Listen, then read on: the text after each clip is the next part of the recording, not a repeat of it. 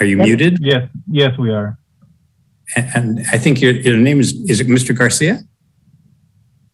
Yes, Mr. David and Nancy Garcia. David and Nancy Garcia. Well, thank you so much for joining our council tonight and representing all the hardworking people in the small businesses that fill our downtown and throughout our community, okay? So let me read the proclamation, if I may. Whereas the city of Woodland celebrates our small businesses and the contributions they make to our local economy and community.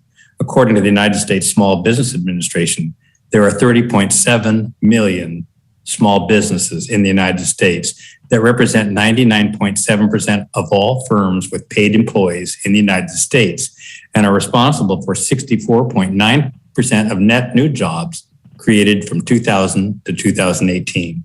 And whereas according to U.S. Census, more than 80% of Woodland's businesses have 10 or fewer employees, and 60% have 5 or fewer employees, making our small business community the backbone of Woodland's economy. And whereas Woodland has a higher percentage of women-owned businesses than the Yolo County average, and many of Woodland's restaurants are independently owned small businesses and feature cuisines from nearly 15 different countries. And whereas according to the United States Small Business Administration, 65% of U.S. small business owners said it would be most helpful to their business to have their regulars return and start making purchases again. And I don't know why that isn't 100%. And 3/4 of U.S. consumers are currently looking for ways to shop small and support their community. And whereas 96% of consumers who shopped on Small Business Saturday agree that shopping at small, independently owned businesses supports their commitment to making purchases that have a positive social, economic, and environmental impact. And 97% of consumers who shop on Small Business Saturday agree that small businesses are essential to their community. And whereas 95% of consumers who shopped on Small Business Saturday reported that the event makes them want to shop or eat at small, independently owned businesses all year long, not just during the holiday season. And whereas the city of Woodland supports our local businesses that create jobs, boost our local economy, and preserve our communities. And whereas advocacy groups, as well as public and private organizations across the country, have endorsed the Saturday after Thanksgiving as Small Business Saturday, now, therefore, be it resolved that the City Council of the City of Woodland does hereby proclaim November 27, 2021 as Small Business Saturday. And we urge the residents of our community and communities across the country to support and appreciate our small businesses and merchants on Small Business Saturday and throughout the year. Dated this November 16, 2021, signed by me as mayor with the concurrence of my colleagues on this council. And thank you, too, for receiving this proclamation on behalf of all of the small businesses in our community. And would you tell us just a little bit about culture, your business, and what you sell here? I will. I mean, we want to accept the award on behalf of all businesses, all small businesses here in Woodland. You know, it's extremely important. I feel that people shop local. Woodland is a city that reminds me a lot of home. I'm not originally from Woodland, but I grew up born in Lodi. Lodi is very similar in size to Woodland, and I grew up in Galt. I've been in Sacramento for many years now. But coming to Woodland, I used to come to the fair a lot, come out here just to shop a little bit.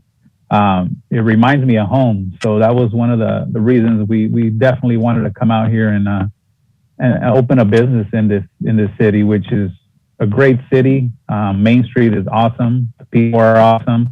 They make you feel, welcome at home. And if you guys haven't visited, stop by and visit. We do have a lot of imports. We support a lot of local artists. We have a few different artists from the Woodland area that we love to support, and looking for other ones that would love to showcase maybe some of their art or anything that they make out in this area. Well, thank you so much for being with us this evening. If you didn't know it, Woodland and Lodi did share something in common. We had the same man be city manager in both communities. His name was Tom Peterson.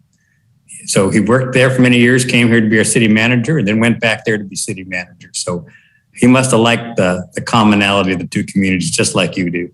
Really? That's awesome. Yeah. Well, thanks again for joining us.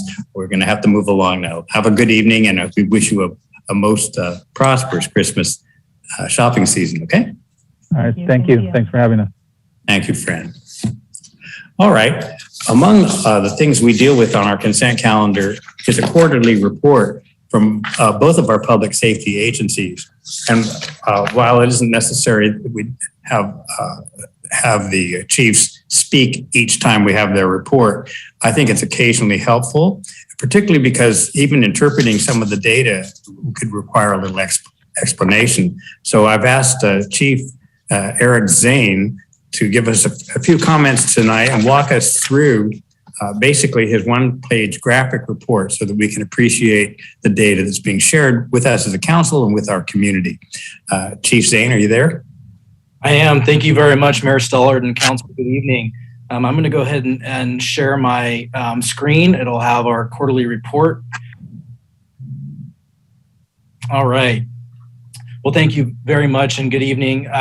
Again, this is the third quarter report for the Woodland Fire Department. You'll note that our calls for service are very consistent with what we have seen so far this year at about 2,300 calls per quarter. That is up from 2,100 calls from last year. So year over year, we're seeing an increase. Unfortunately, what we're also seeing is an increase in our response times. A year ago, our response times were about 4 minutes and 59 seconds. This year, we're above that 5-minute mark. And that has a direct correlation with our increasing call volume. We're having to travel further distance from neighboring stations to meet our current call volume. Plus, as you know, there's a lot of support for repairing our roadways in the city, and that also does have an impact on our ability to navigate our apparatus through town. Mayor Stollard yesterday sent an email kind of requesting some additional information on what some of our call types are, and I'll briefly describe those.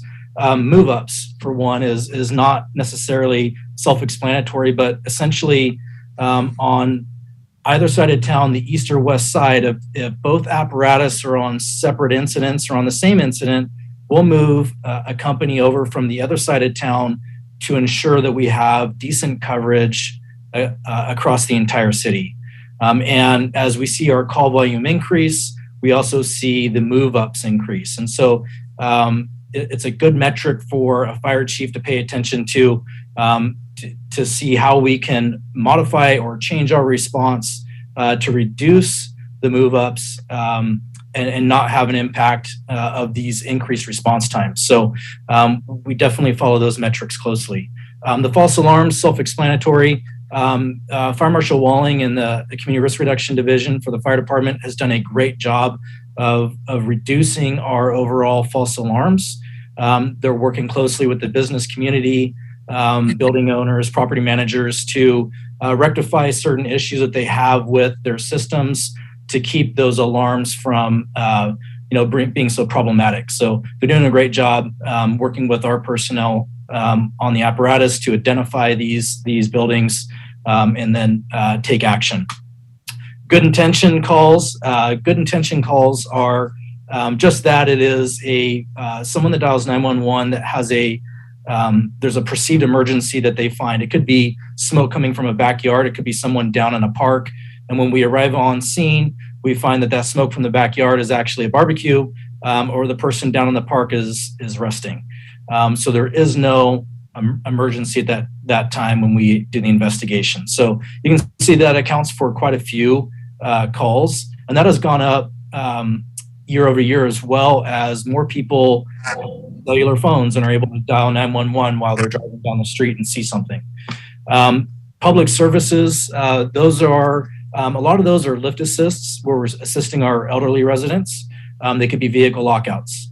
Hazardous conditions would be power line down, gas main ruptures, along those lines. And you'll see, obviously, EMS and rescue, which include vehicle accidents. That is the majority of what we are dealing with, and that is a norm in the fire service. Our numbers are no different than the city of Sacramento, the city of Folsom, city of Davis, city of West Sacramento. We're all seeing these trends. And in a few minutes, when I talk about our strategic plan, I'll also talk about kind of how we plan to address some of that. And then again, our fires are very consistent year over year for the amount that we've seen. In future reports, I plan on, after a conversation with the city manager, to provide additional context. Instead of breaking out the incidents based off of a month, I think we'll do the entire quarter and then match that up with the previous quarter and then the previous year, quarter. So that way there's some additional context to show you what the trends really are within the organization. Mutual or automatic aid, those are incidents in which we're calling in resources from outside of the city automatically. We do that mostly on our structure fire responses, where we're bringing in apparatus and personnel from outside the city to assist us. Aid given is exactly like it sounds, where we're providing automatic aid to either the city of Davis, the Willow Oak Fire Department, the Yellow Fire Department, or the Elkhorn Fire Protection District. You'll note, obviously, structure fire responses, full first alarm responses. It's a very small metric that we're looking at, and there's quite a bit of standard deviation from quarter to quarter. And just to report, the previous quarter, our structure fire response we met it 63% of the time. This quarter, we're 80%. Last quarter, we met our full first alarm structure fire response 33% of the time. Now we're up to 100%. Bringing this down, looking at our intentional fires, over last quarter, this was a new graph that we added at the request of Councilmember Landsberg. It's quite a bit different. Previous quarter, we had 4 intentional fires that were structure fires. This quarter, we had 1. Last quarter, we only had 1 outside rubbish fire. This quarter, we had 15. And that was directly attributed to a very short period of time in which we had a arsonist that was lighting dumpster fires in the downtown kind of West Main area. Woodland PD did a great job of investigating and arresting that individual, and we have seen a significant decrease in our outside rubbish fires and intentional fires to date this quarter. And obviously, our vegetation fires were up from the previous quarter, and that's essentially because we weren't in fire season in the previous quarter. And this last fire season, this last quarter, July through September, is the hottest and driest time of the year. So we did see an increase there. And then Fire Marshal Walling and her division, they continue to conduct over 400 inspections through each quarter. Obviously, our public education and outreach hours are way down just because of the pandemic. And we are trying to shift and modify to still be able to reach out to our community. That's just more difficult virtually.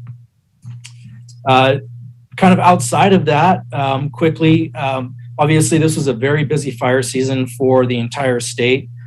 We responded to 13 different deployments, and that was over 18 fires that we responded to outside of the city of Woodland and throughout the state of California. That resulted in 9,800 personnel hours assigned to wildland incidents in our state. Local government resources make up over 50% of all resources on wildland fires in the state of California, just because the state and the federal government don't have enough resources to combat these fires. We have a very robust aid system, and the state and the federal government, through our contract, do reimburse us for all of those hours. They do cover the cost of the apparatus, and they do pay an administrative rate to the city for allowing us to respond out. And I will state that anytime that we are out and responding and assisting our neighbors, it does not negatively impact staffing here in the city of Woodland. We always backfill, and that is also recuperated from the state and the federal government throughout the fiscal year. Currently, we're in a hiring process, and happy to announce, based off of with the support of council and the city manager, allowing us to continue to hire individuals that don't have a fire academy. We've increased our pool of diverse candidates, and 2 of the 3 candidates that are currently in backgrounds and have conditional offers are born and raised in the city of Woodland. That's important to me. It's important to our organization to look for those folks and give them opportunities to serve the communities in which they grew up, to give back. And so very excited about that process. They start the academy in January, and they'll be out and being sworn in June, and hope that you can join us at that time. We're also in a hiring process for a community risk reduction specialist, and that's going well. We had over 33 applicants, and we'll be narrowing that down to 1 or 2 folks at the end of this week and making a job offer, and really thank our human resources department for assisting us in that.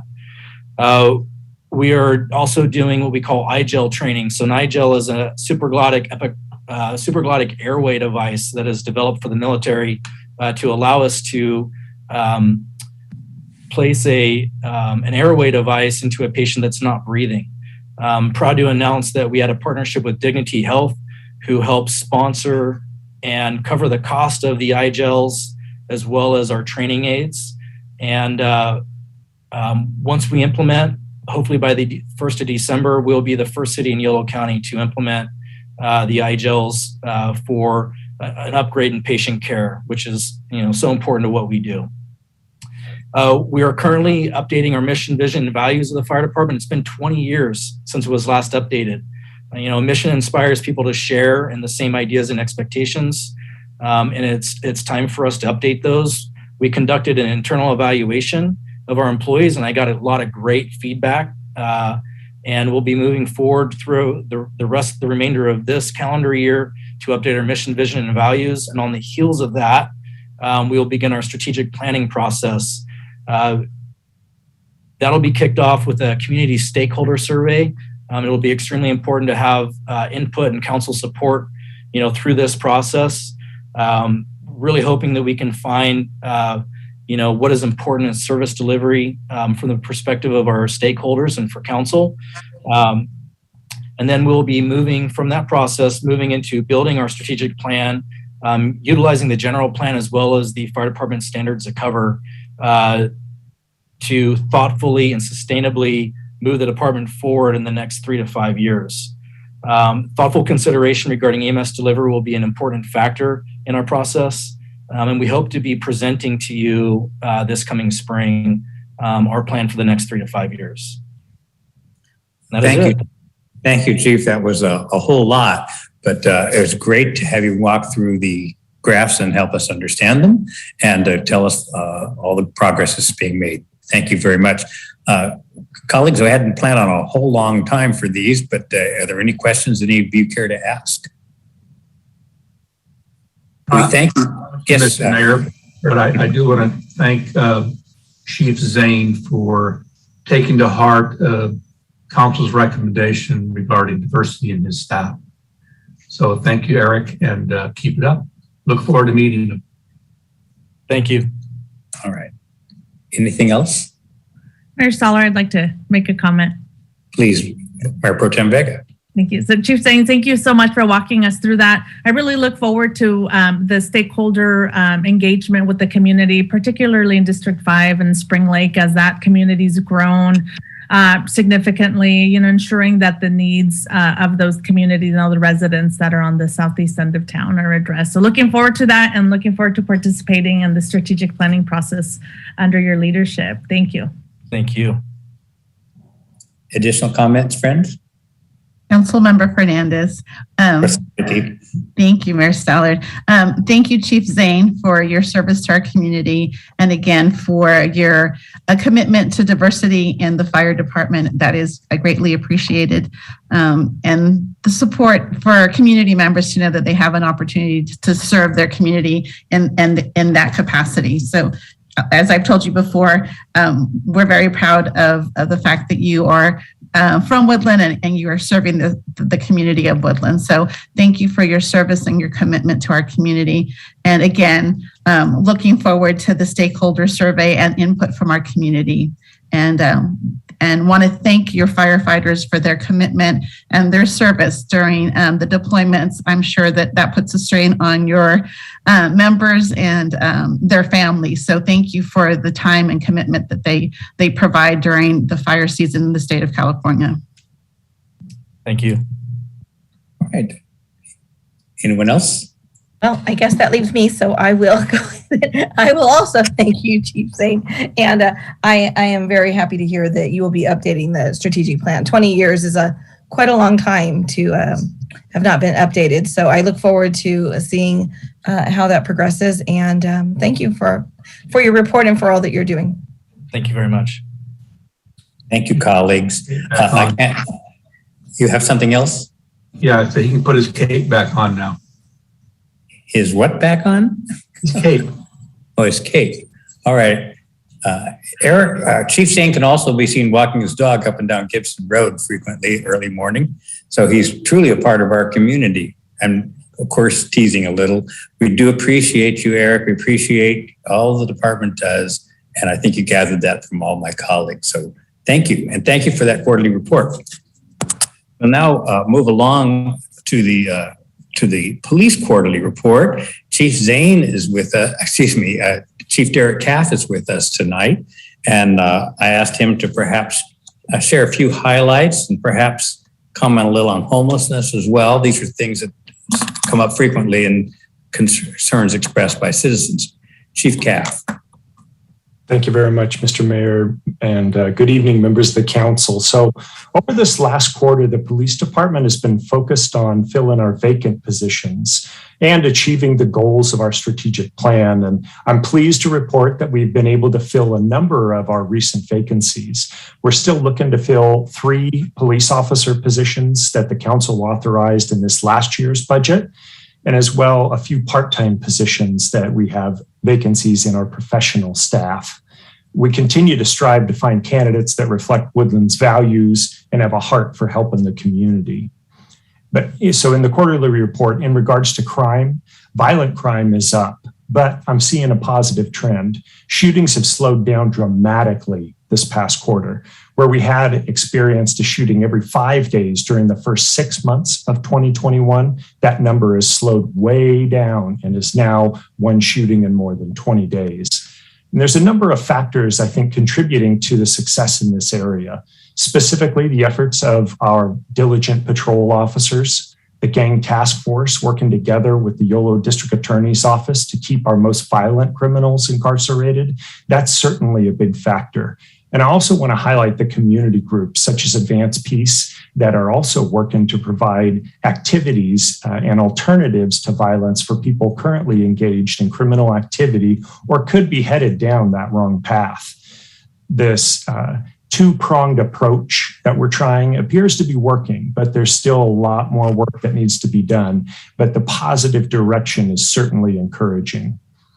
Now, in the quarterly report, if we look at property crimes like thefts and stolen vehicles, things like that, those are down as compared to last year. And when we're looking at calls for service as a whole and officer-initiated activity, their proactivity, we see that these have both increased, which is why the response times have also increased. As our recent hires complete their field training, our hope is that they're going to be able to make those response times drop. Now, regarding traffic enforcement, it's always a hot topic here in Woodland. We recently compared data from the previous 12 months versus that same time period the year prior, and specifically looking at some of our most common complaints and safety violations. Every single area showed significant increases in enforcement year over year. Some increases, they were so big, we had to go back and double check to make sure that there were no errors. So when we're talking total citations, there was a 62% increase in total citations. Of those, the radar speed citations, there was a 99% increase in that. And then another hot topic here in town, loud exhaust, altered smog equipment. Those citations increased 433%. And this is intentional based off of the complaints that we're getting from the community and from the council, focus, and the downtown business owners, especially focusing on those vehicles with modified exhausts. And traffic is always a big concern in our community, which is why this is one of our 4 main focus areas of the strategic plan. Additionally, we completed training recently regarding street racing and enforcement of those laws. And I think that's another reason why we saw the dramatic increase in the loud exhaust citations. Now, homelessness, that's the other big topic in town, and it's a focal point for our department. So I talked to Social Services Manager Kristen Klein to get some specific, her best, specific numbers. It's changing day by day, but currently we have about 88 people housed out there at the new shelter. And then in addition to that, we have another 137 more living in either outside or in a car or an RV. Now, Host continues to work with our county and state partners to abate camps and enforce laws and assist those who want to engage in resources with those programs that are available. And there are a lot, honestly, in Yolo County, the majority of which being right here in Woodland. I'm especially proud of the increase in downtown patrols this quarter by Host. In the previous quarter, they had done just under 300 downtown patrols, but that increased this quarter to nearly 900. The bottom line is that while there's still areas for improvement, Woodland PD has been successful at identifying and facing our community and talking and taking action. Our officers have shown that they are proactive and diligent. And I'm excited that as we move forward and expand our staffing, we'll continue to see these positive trends increase and maintain the ability of life that so many of us enjoy here in Woodland. With that, if anybody has any specific questions, we can talk about those. Chief, it's always a pleasure to hear you articulate what's going on in your department. Thank you. Colleagues, do you have questions or comments? I have a comment for the chief. Please proceed. Chief Cap, you and your staff are one of the reasons that Woodland is one of the best places to live in the United States. You should take the credit that you're due for that. Woodland's a safe place to live when you compare it to other places in California as well as the United States. And that's because of you and your staff. Please pass along council's thanks. Will do. Thank you. Thank you, Councilmember Landsberg. Councilmember Fernandez. Councilmember, thank you, Mayor Stallard, and thank you, Chief Kapp, again for your report and for your service to our community. I just have a quick question, if you don't mind. I just want to thank you for the community relations activities that you're providing for our community and your outreach to our community members. I just had a quick question about the GREAT program. I was wondering how many officers are involved in that program? Certainly. So the GREAT program is an ancillary for officers, meaning they have a home job, they have a normal day job, and then we conduct GREAT outside of those normal duty hours, be that patrol, detectives, things like that. So we currently have 6 officers that have been through the GREAT instruction training, and it's a very rigorous 80-hour training, but we are teaching that in both the 4th and 7th grades in the Woodland Joint this year. Thank you for that information. And again, thank you to you and your officers for the service that they provide to our community. Greatly appreciated. Thank you. Thank you, Councilmember Fernandez. Mr. Mayor, I have a comment. Councilmember Garcia-Cadena, proceed. Thank you. And thank you, Chief Kaff. I have a quick question about street racing. I live over here on the north side of town, and we haven't heard as much. And is that due to extra enforcement, or is it simply because it's cold now and they don't want to stand out there and watch what's happening? You are very perceptive. Yes, I think it's a combination of both. We really are targeting street racing vehicles. and we have plenty as well. I know each of you on the council get traffic complaints every single month, and I appreciate you forwarding those to us so that we can address them. I just addressed a speeding or a drag racing complaint up in the northeast corner of town this afternoon. We got a business owner that had relocated. He's a long-time business owner, employs a lot of Woodlanders, and a fantastic business. So we're working with them on making some extra enforcement because it's kind of out of the way out there, but trying to stay on top, and hopefully the cold weather, that's going to help us as well. Okay. Thank you. Thank you, Councilmember Garcia Cadena. Let's see, anybody left who wants to speak? Mayor Stallard, I'd like to say a few words. Mayor Pro Tem Vega, go for it. Thank you. Chief Taft, thank you so much for your report, and just wanted to thank you and your team for everything you're doing in the community, particularly in the traffic enforcement. You know, there's a lot of reckless driving out there that happens, and speeding, and particularly around the school. So I appreciate seeing their presence throughout the school drop-off hours. So thank you. Please share that along. Will do. Thank you. And Chief, for myself, I'd just like to say, underscore how pleased I am to hear that your citation rate is up 400% for these, very immature people who insist on making these horrible explosive noises with their vehicles, sometimes in the late evening, as well as right in the middle of broad daylight in downtown. So that's good, very good news, and that you've doubled your tickets for the scofflaw speeders as well. We obviously have more important issues, but people have sensitivities, and they're very much bothered by these behaviors. So I thank you for giving them the attention they require. And I join with Councilmember Landsberg and all my colleagues in saying thank you to you and all the department. And I do agree that a lot of our quality of life is due to the substantial caring that comes from everyone in your team. Thank you. Thank you. All right, I think that will conclude our reports from our chiefs. And it was fun to do it because, we often get those reports, we read them, but it was great to have the additional commentary. All right, this brings us now to item 16, public hearings. This is consideration of an amendment to our zoning ordinance relating to commercial cannabis retail use in the city of Woodland. Now, because I own real estate, commercial real estate in the 600 and 700 blocks of Main Street, Woodland retail spaces, it seems wisest to me to recuse myself from this issue. So I'm going to remove myself from this conversation and allow Mayor Pro Tem Vega to take the reins for consideration of item 16. And at the conclusion of the item, I would respectfully ask that I be readmitted to the meeting for the remainder of our time together tonight. Myra, you have the control, okay? Thank you, Mayor Stallard. All right, so Ken, I think are we going to start this item off with a presentation? Yes, absolutely. Principal Planner Cindy Norris has a fairly comprehensive presentation to walk the council through. So we'll start with that presentation. We'll then turn it back to the council for any questions of Cindy.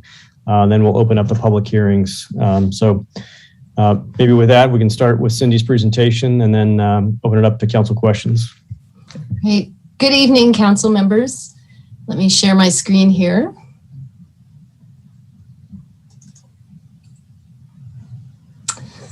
Okay.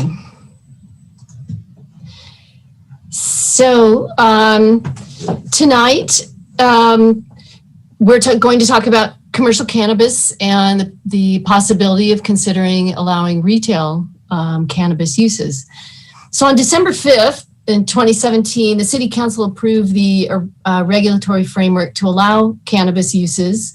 The approval included land use, zoning regulations, business permit regulations, and fees for cost recovery, as well as a review process.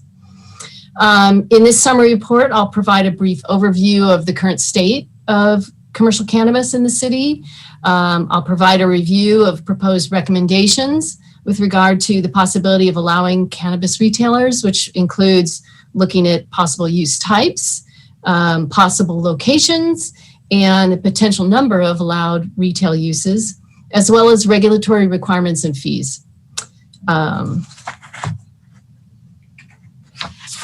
So first of all, status of the current state of things with cannabis in the city of Woodland.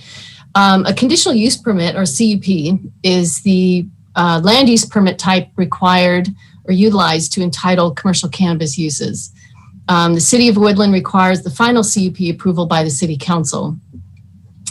Now, a conditional use permit considers all the land use related issues associated with a proposed use and may also consider operational concerns. In 2017, the council approved the ordinance to allow up to 6 commercial cannabis uses, or CUPs, for manufacturing, distribution, and testing uses. And those were allowed in the industrial and light industrial flex categories. To date, 4 of those CUPs have been approved, which allowing up to 6 individual businesses. Now, a CUP runs with the land unless it's revoked. At this time, the city has 3 active cannabis businesses. One of the approved CUP locations is currently occupied by a non-cannabis use.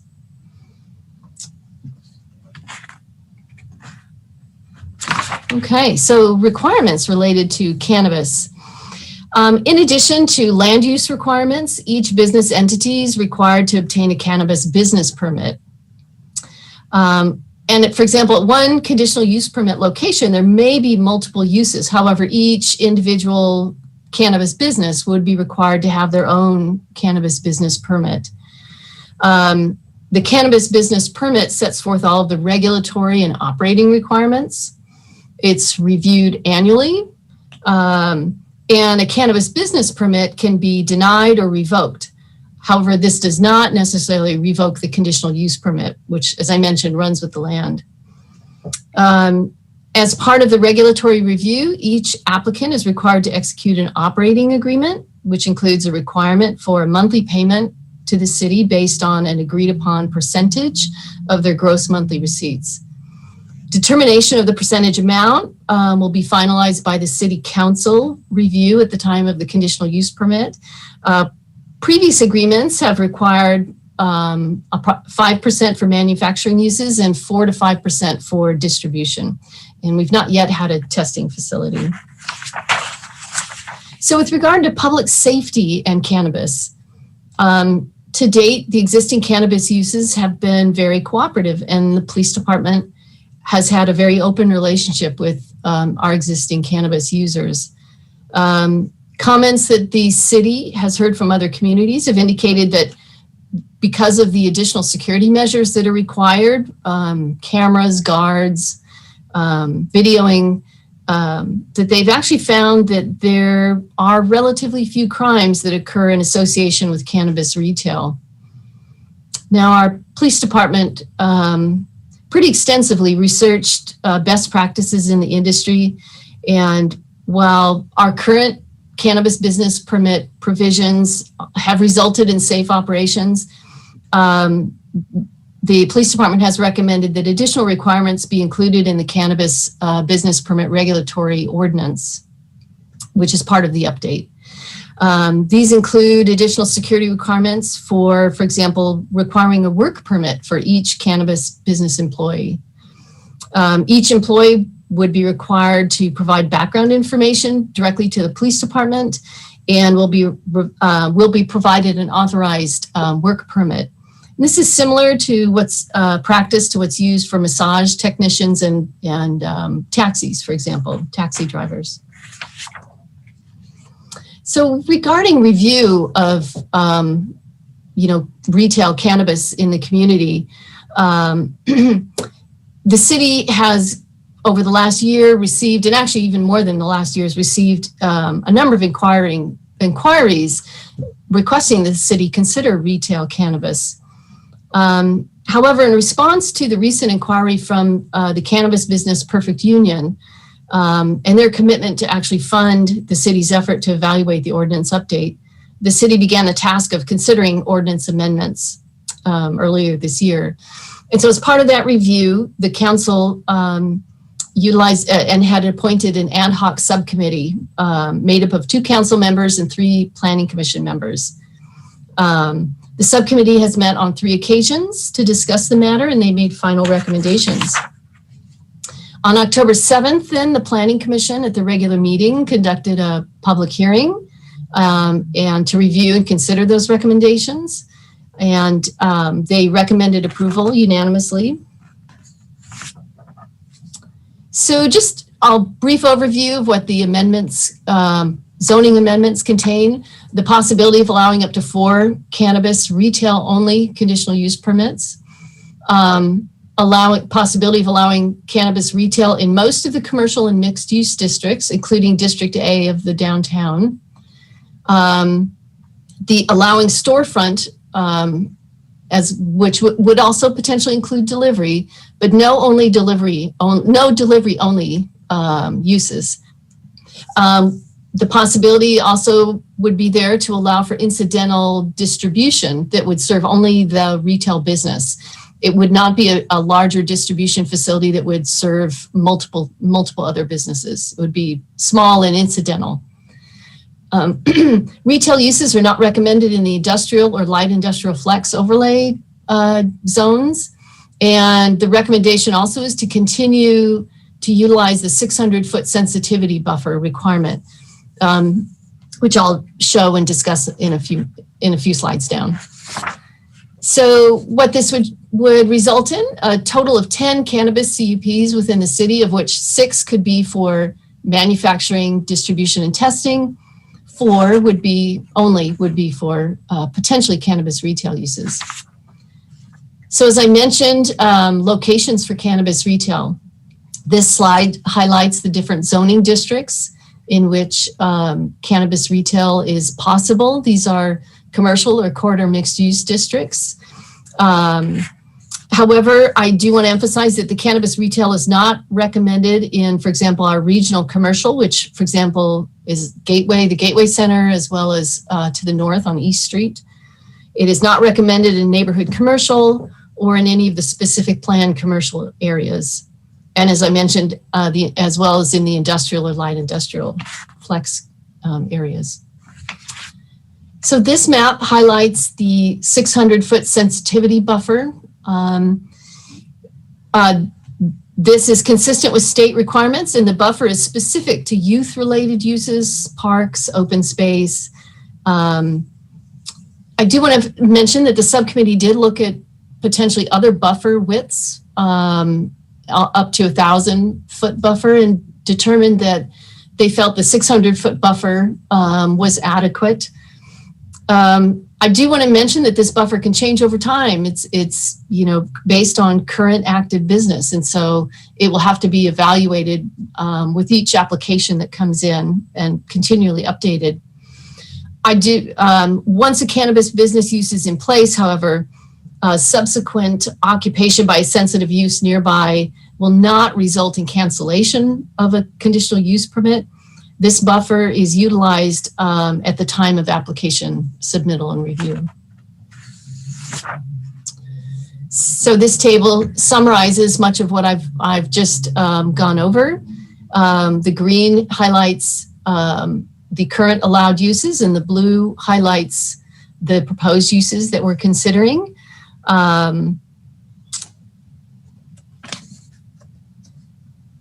So I think I won't go over any more of that, and just mention that performance requirements have actually also been included in the proposed ordinance to ensure that any uses such as the incidental distribution activities, which are incidental to the use, will not have not be a public nuisance, will not be an aesthetic, or visual problem in whatever center they're located in. So, as I mentioned, in addition to zoning, there is the regulatory cannabis business permit requirements, and we are proposing amendments to this section as well. And each cannabis business must have a cannabis business permit. The city staff have proposed a number of modifications to the operational requirements, including adding new retail cannabis requirements, providing more additional conditions regarding security requirements for all cannabis businesses, and the addition of the work permit requirements, which I've already discussed. Once the ordinance is approved and effective, all cannabis businesses will be required to comply with those work permit requirements. New security requirements will primarily be imposed on any new businesses going forward. The police department will be able to evaluate any existing businesses at the time of any proposed modifications or at the time of the annual review of each of these licenses. So a third component to the item tonight has to do with proposed regulatory fee updates. So the regulatory fees are required with the issuance of each cannabis business permit and upon annual renewal.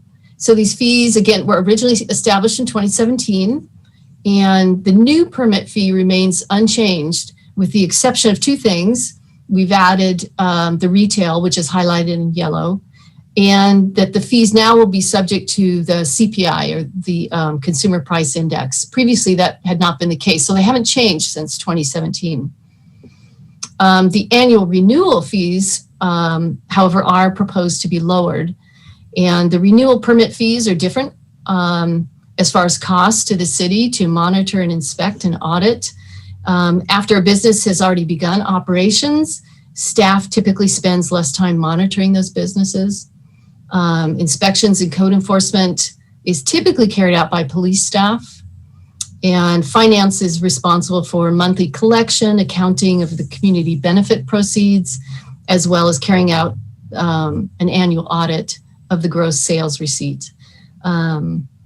Staff has analyzed the time spent on reviewing and monitoring the businesses and is proposing to reduce the fees as a result. And these fees are intended to provide full cost recovery for staff time.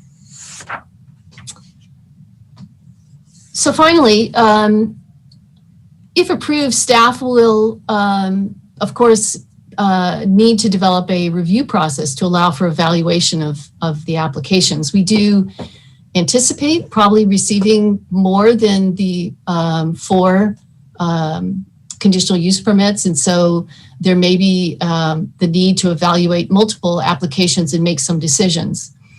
And so as a result, the process that staff is considering and discussing here is we will probably utilize sort of an RFP type process whereby there's an initial submittal date that's identified, as well as a closing date. And in addition, staff is proposing to use an evaluation type scoring criteria to sort of help in evaluating the proposals. And a draft copy of that evaluation sheet was attached to the report. All of the application materials and requirements will be posted online. We are thinking that the application opening date would probably be right after the first of the year. So as currently envisioned, staff proposes that the cannabis subcommittee would assist and engage in being involved in looking at the initial evaluation of applications. This would allow potentially the ability for applicants to give a more extensive presentation to the subcommittee about each of their applications. And the subcommittee and staff would then formulate recommendations for Planning Commission and City Council review and consideration. So staff is continuing to evaluate possible process to ensure effective evaluation of all of the applications and would welcome your input on the matter. So with that, that concludes my staff report, and I would be very happy to answer any questions. This last slide shows the recommended actions. Thank you. Thank you, Cindy, for the thorough presentation and summarizing all the work that the subcommittee did and the Planning Commission. I appreciate that. All right, so can you keep me on track? So it's opening up to council comments now? Actually, at this point, council questions we'll take first, and then after we get through the questions, we'll have the public that want to speak, and I believe there are a couple emails as well as some raised hands. So we'll have the public hearing open up, listen to those, and then we'll bring it back to the council for comments and discussion. Okay. All right, so I'll open it up to my colleagues. Are there any questions for Cindy? I have a question, Madam Mayor. All right, go ahead, Mr. I'm not sure who it's for, whether it's for Ken or for Ethan or Cindy. And the question is this: why did we allow a private business to fund what we do?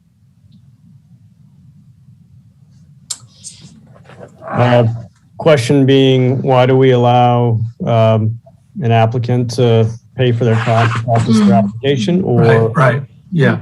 Well, it's traditional when any entitlement is being sought that the applicant seeking those approvals covers the staff cost to pay for those.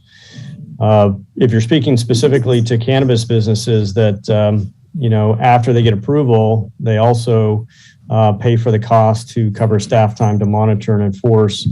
I think that was a policy decision council made, and it's consistent with many cities where they want those businesses to cover the city's cost in ensuring compliance with conditions placed on their business. Yeah, I'm not sure that really answered the question. Maybe I asked a bad question. But Perfect Union provided some funding for something that we did. Is that right, Cindy? Yes, and to kind of follow on the city manager's comments, when an outside applicant proposes that the city undertake an extensive effort to modify their codes and regulations, and it's not something that, for example, the city was intending to do at that particular time, we've often asked applicants are responsible, if they would like the city to undertake that effort, we ask that they cover the cost of that effort. And that happens for various land use, particularly related to zoning or general plan amendment, which this is a zoning amendment, and other municipal code amendments. How do you avoid quid pro quo? The follow-on application process will be handled in a structured manner in which all applications will be evaluated, including the application from Perfect Union, and will be evaluated by staff using a scoring criteria, by the subcommittee, as well as by the city council. And if they happen to present the best application based upon the entire review process, then they would be chosen. And they were aware that there would be a process. And the final word is councils or staff? It'll be council that makes the final approval on any application. Absolutely. Cindy, if I could just add on to that, one of the ways, Councilmember Landsberg, that we avoid quid pro quo is that when we initiate a process like this, we have the applicant enter into a reimbursement agreement where we make very clear that what they are paying for is the processing of the application and not for any ultimate decision. Ultimately, the council has to retain its discretion as to whatever decision it makes with regard to a zoning amendment like this and any future application that comes forward. So we make that clear at the outset through an agreement that they are paying for the processing of the application and not for any sort of decision or entitlement. And the last question, Cindy, is did we do any background on Perfect Union before we agreed to do this? The reason I asked that is it looks like if you do a little research, they use their muscle across California to get muscle means money. Oh, did they use money, you mean? Yeah, they use their legal services, et cetera, to force issues in different cities in order to get their permits. I would say that they have actually not been involved in our process in terms of anything to do with writing the ordinances, or any of our proposed criteria. Yeah, I just want to avoid the appearance of any impropriety in this process. Mm-hmm. Everyone who's interested in this type of business has a fair shake. Mm-hmm. And you understand that across California, small producers and small vendors don't feel that way. They feel that the big stick is getting their way. And apparently that seems to be the case in several communities. And when they don't get their way, they bring a lawsuit against the community. I don't want to see that in Woodland. I want it to be fair, and I want it to be above board all the way around, and not succumb to the big stick.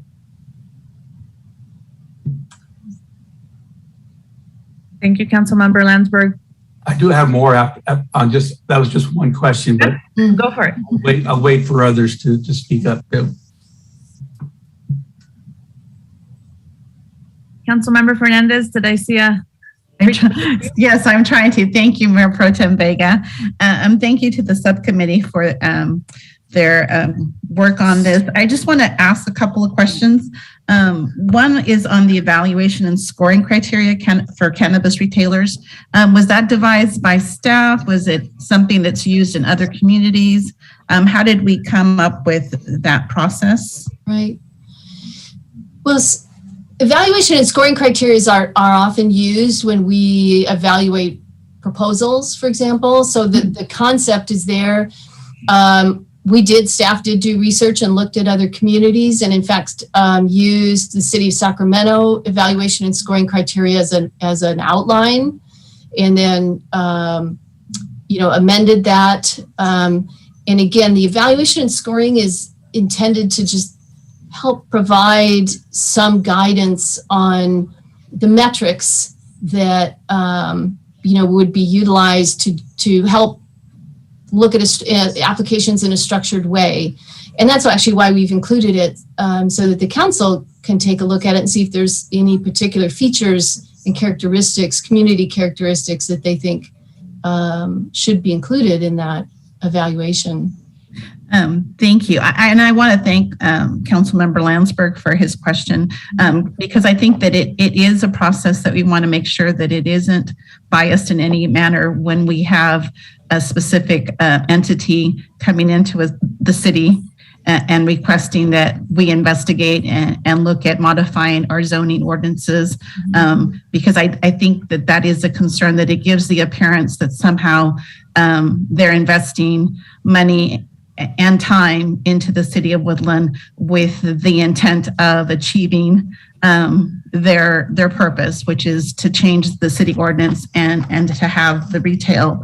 I have another question. If you could indulge me by going back to the map on the zoning ordinance, and could you give me specific details for us as far as what areas in the downtown area would be covered, and the corridor on East Street, and just to kind of clarify for the community where exactly the retail zoning would be impacted. Can you see this map enlarged? Yes. Okay. So let me just kind of walk through this a little bit. The area in sort of the darker purple is West Main, and on our zoning map, this is the dark purple is what's considered quarter mixed use West Main.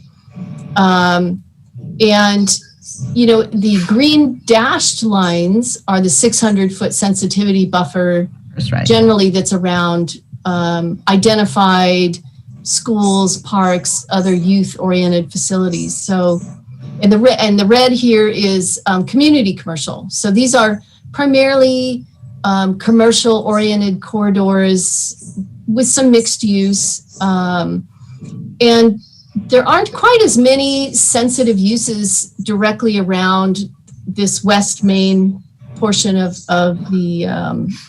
the street. The blue highlight here to the more in the center. Can I interrupt? Oh yeah. Mm-hmm. So in that area, can you give me specific streets that we're looking at amending the ordinance for? So it would run from Road 90. Oh yeah, Road 98 to, is this, I'm not sure. Walnut. Yeah, Walnut, there you go. Would be the quarter, it is this quarter mixed use zone and community commercial zone. Okay. Then from Walnut over to East Street, the area that's highlighted in blue is what is known as the Downtown Specific Plan District A.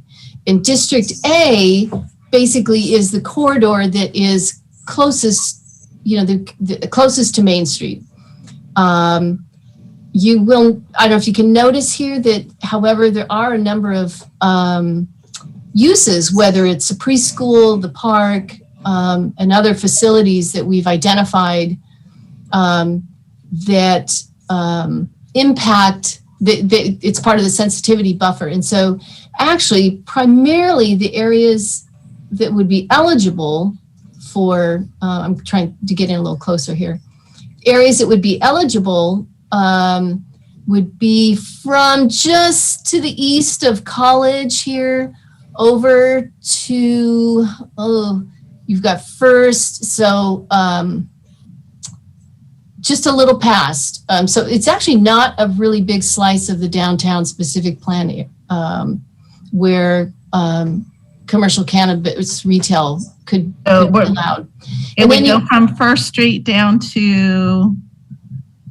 I'm sorry, I'm going the wrong way. I'm sorry. Yeah, not quite to Walnut. I think we've got, is this Elm? Okay. Yeah. So from Elm to First Street? Mm-hmm. Okay. Mm-hmm. Yeah. The other aspect to this is the prospective applicants have to find available space and a willing person who would lease to them or be able to purchase, and that may or may not be possible given other uses that are already existing. So then the next area I want to highlight, let's go up to the north here along Kentucky. So the areas that are highlighted in the purple are called corridor mixed use Kentucky Avenue. And so there are some possible sites up here in Kentucky, and actually then looking over here on East Street as well, along the corridor of East Street. Again, you can see where it's interacted with the sensitivity buffer. And I do want to also emphasize that these maps are up on the city's website. And also we have an interactive GIS map that's on the website, and folks can kind of zoom in and look at a particular parcel, for example. So anyway, we're traveling down East Street. This area at East and Main Street is largely ineligible due to a sensitivity buffer. It looks like the zoning line actually marked out the sensitivity buffer, but it follows, I believe this is Armfield. And then you've got, as we head down East Street, there are a few locations south of Main Street that are possible as long as it's in the corridor mixed use. So basically the majority of East Street would be accessible except for the area around. Yes, that's true. That's true. Okay.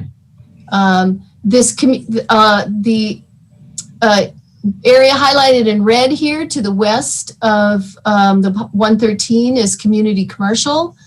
And there are sites that would be potentially eligible here.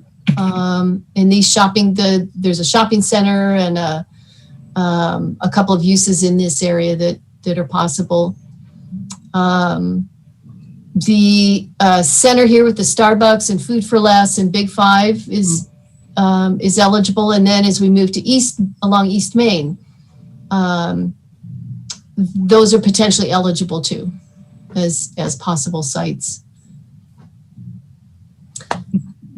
Thank you. I appreciate that. And I think it gives those who may be listening just an overview of the areas that are impacted by the zoning ordinance change if it occurs. Okay. Thank you for that clarification. You're welcome. Thank you. All right. Thank you, Councilwoman Fernandez. So Rich, sorry, I didn't mean to cut you off. Do you want to finish your questions? I have lots of questions. Can we go back to the map, Cindy? Sure. Let's see.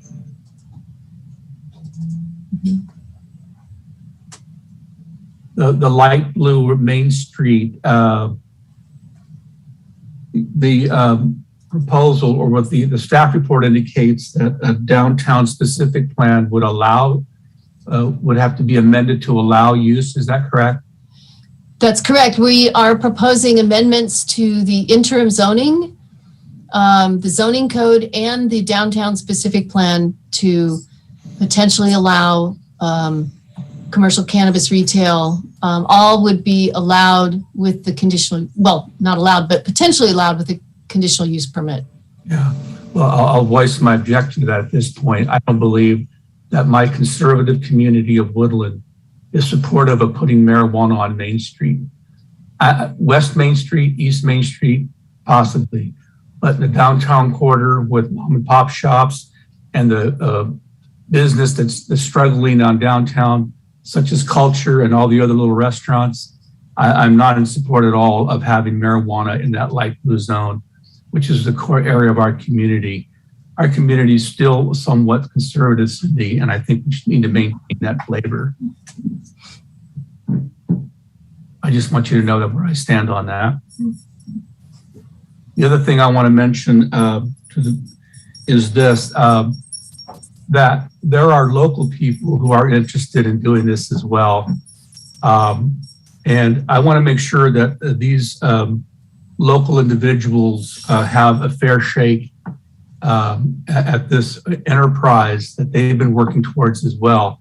They may not be as well funded as some of the other large organizations, but I want to make sure that our practice and the way we issue these precious permits considers that as being one of the factors that is positive towards one of these applicants. And if it takes a real change, I'm for that, Cindy, that being local gives you extra points. Mm-hmm. We encourage we just announced tonight, we encourage small business Saturday. My gosh, this is an opportunity to do that in our community. Mm-hmm. Keep our people locally employed with a healthy wage, and the revenue they produce stays in the community and not goes to investors in some other community, such as Napa, wherever these deep pockets live. I think that we need to look at that as being one of the factors, a leading factor in getting one of these precious permits. Also, I have one more thing, and I'm going to shut up about because I have a lot to say on this issue. I'm encouraging staff and the police department to gather data regarding all facets of cannabis in our community, both legal and illegal. The council can get a sense of what this actually means to our budget. The last thing I want to see, Cindy, is that we're spending $500,000 in staff time to make $300,000 in revenue. It doesn't make sense. Mm-hmm. I want to stay on top of this and make sure that it's worth our while. If we're going to do this, let's do it right and let's make it profitable for our community and use these funds for the betterment of our community. So I want to make sure that staff is going to gather the appropriate data to keep council informed, not only for the legal cannabis business, but also that illegal business. With that, Madam Mayor Pro Tem, I will stay quiet. Thank you, Councilmember Landsberg. Tanya, did you want to ask some questions? Yes, please. Thank you. Thank you, Myra. Rich, I shared some of your concern about downtown, and I was not familiar at all about the cannabis retail business until I joined this subcommittee. And I found all of the locations that we visited to be extremely professional, well-kept storefront that you more than likely wouldn't realize was a cannabis dispensary unless you knew that's where you were going. I mean, we're a small town. People will know what that is. But for people driving through town, I think that it's not necessarily going to be a deterrent to bring people into our community. As we talk about small businesses, I agree that giving opportunities to small businesses should be a priority for it. Local businesses should be a priority for the council. I do agree with that. So I just wanted to share that I've learned a lot being on this committee. And Cindy, thank you for your very thorough presentation of putting this all together. Thank you, Councilmember Garcia Cadena.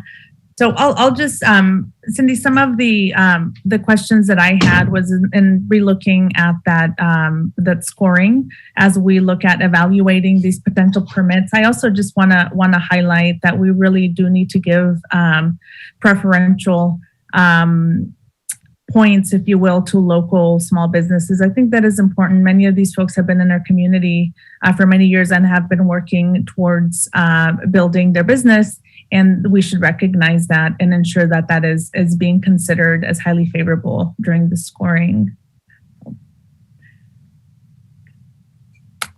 Any other questions?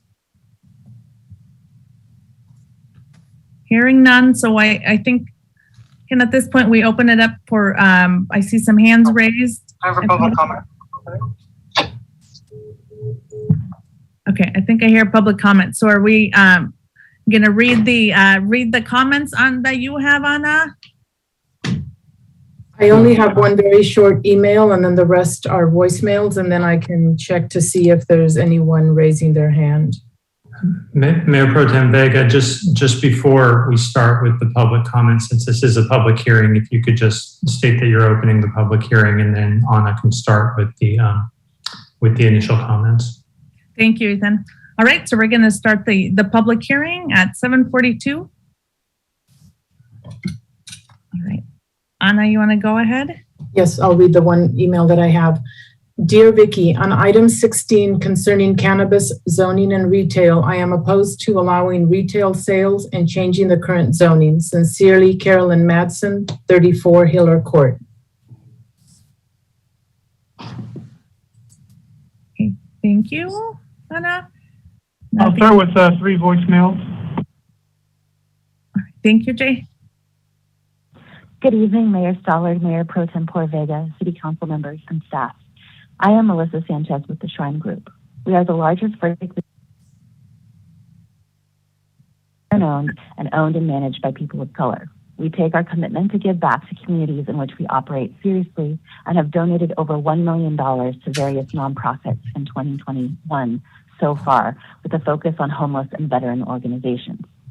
We are so glad to see retail cannabis on the agenda for tonight's meeting. I spoke before the Woodland City Council back in November 2019, advocating for the allowance of storefront retail in this great city. We have been very successful in Davis, which is currently our store open in the greater Sacramento area, and hope to have the opportunity to apply to open a retail store in Woodland. We grow our own cannabis, manufacture our own products, and distribute to dispensaries all over California. We have 20 retail locations that are currently operational, including Fizzy in Davis, 4 stores in San Francisco, Alameda, Los Angeles, Palm Desert, San Bernardino, and others. We also own the #1 top-selling brand in California, Fizzy, which is sold in over 90% of all the cannabis dispensaries in our state. This vertical platform gives us a competitive advantage, allowing us to sell premium products at a competitive price. Our average stores do $19.5 million per year, which is 6 times the average store in California. The Shrine Group is on track to have a revenue of over $450 million this year. We have paid the most state and local cannabis tax of any cannabis company in California in 2020. For example, in Davis, where there are 5 storefront retail stores, including ours, and 4 delivery services, plus a few manufacturing and distribution businesses, we paid 1/3 of all of the cannabis tax collected in Davis in 2020. Our 20 retail stores have provided us the operational experience required to succeed in this highly regulated industry. Over the last 3 years, we have completed over 4 million sales transactions without any violations from city or state cannabis regulators. Every transaction has provided us an opportunity to improve our customer service and compliance protocols. Our Sizzy brand is the #1 brand in the country, according to business analytic firms. Not only are we the #1 brand, we are also one of the only cannabis stores in California with a loyal following. This is important because our loyal fans provide us with instant customer base in Woodland. Over and above our retail success is our record of safety and security. For example, we have a great working relationship with the Davis Police Department. Last year, our nighttime security guard saw suspicious activity at a neighboring retail store, alerted the police, and was able to prevent a break-in. The Davis Police also toured our facility before it opened, and we worked closely with them to ensure we addressed each of their concerns. We welcome you to tour our dispensary in Davis to learn more about us. I will email you my contact information. Thank you very much for your time this evening. Thank you, Jay. Okay, we have 2 more. Just a moment. Hello, this is Mike Gill, and I'm calling regarding the TUNES meeting to discuss cannabis retail dispensaries that are going to be allowed to be open here in Woodland.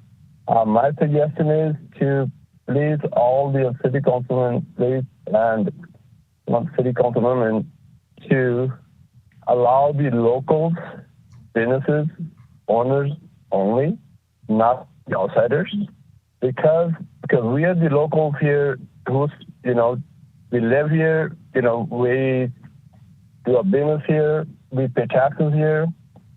There will be a lot of people from the outside be coming in. I'm not against them, but priority should be locals only, and this resolution should be passed and be voted on to be all the permits be issued to the locals only, not outsiders. I really appreciate it.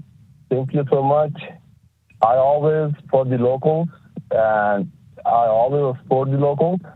And we are the locals who support the whole community, and the all of the events happens in the town.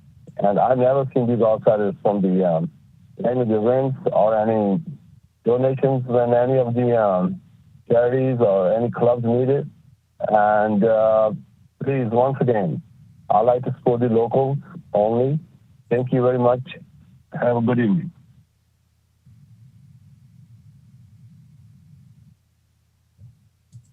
Hey, my name is Hart Gill. I was born and raised in Woodland, California. I've been here for 28 years now. I've always put my city's best interests first and will continue doing so. I'm calling because I'd like to voice my opinion regarding cannabis retail stores in Woodland. I feel locals should be the only ones given an opportunity to open a cannabis retail in our city. Excuse me. Locals have always put money back into our community, and I don't feel outsiders would do the same. We've seen local families donate stadium lights, time and money to youth programs, for example, coaching, helping kids train, helping the youth with education, and much more. I hope this is taken into consideration when the permitting process begins. Thank you.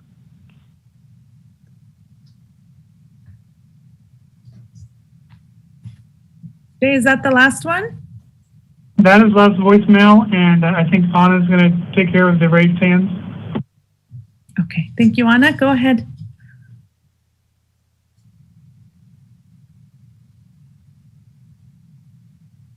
Maybe she's not. She was having some computer issues. Katie, you're going to be the first one up. Just a moment.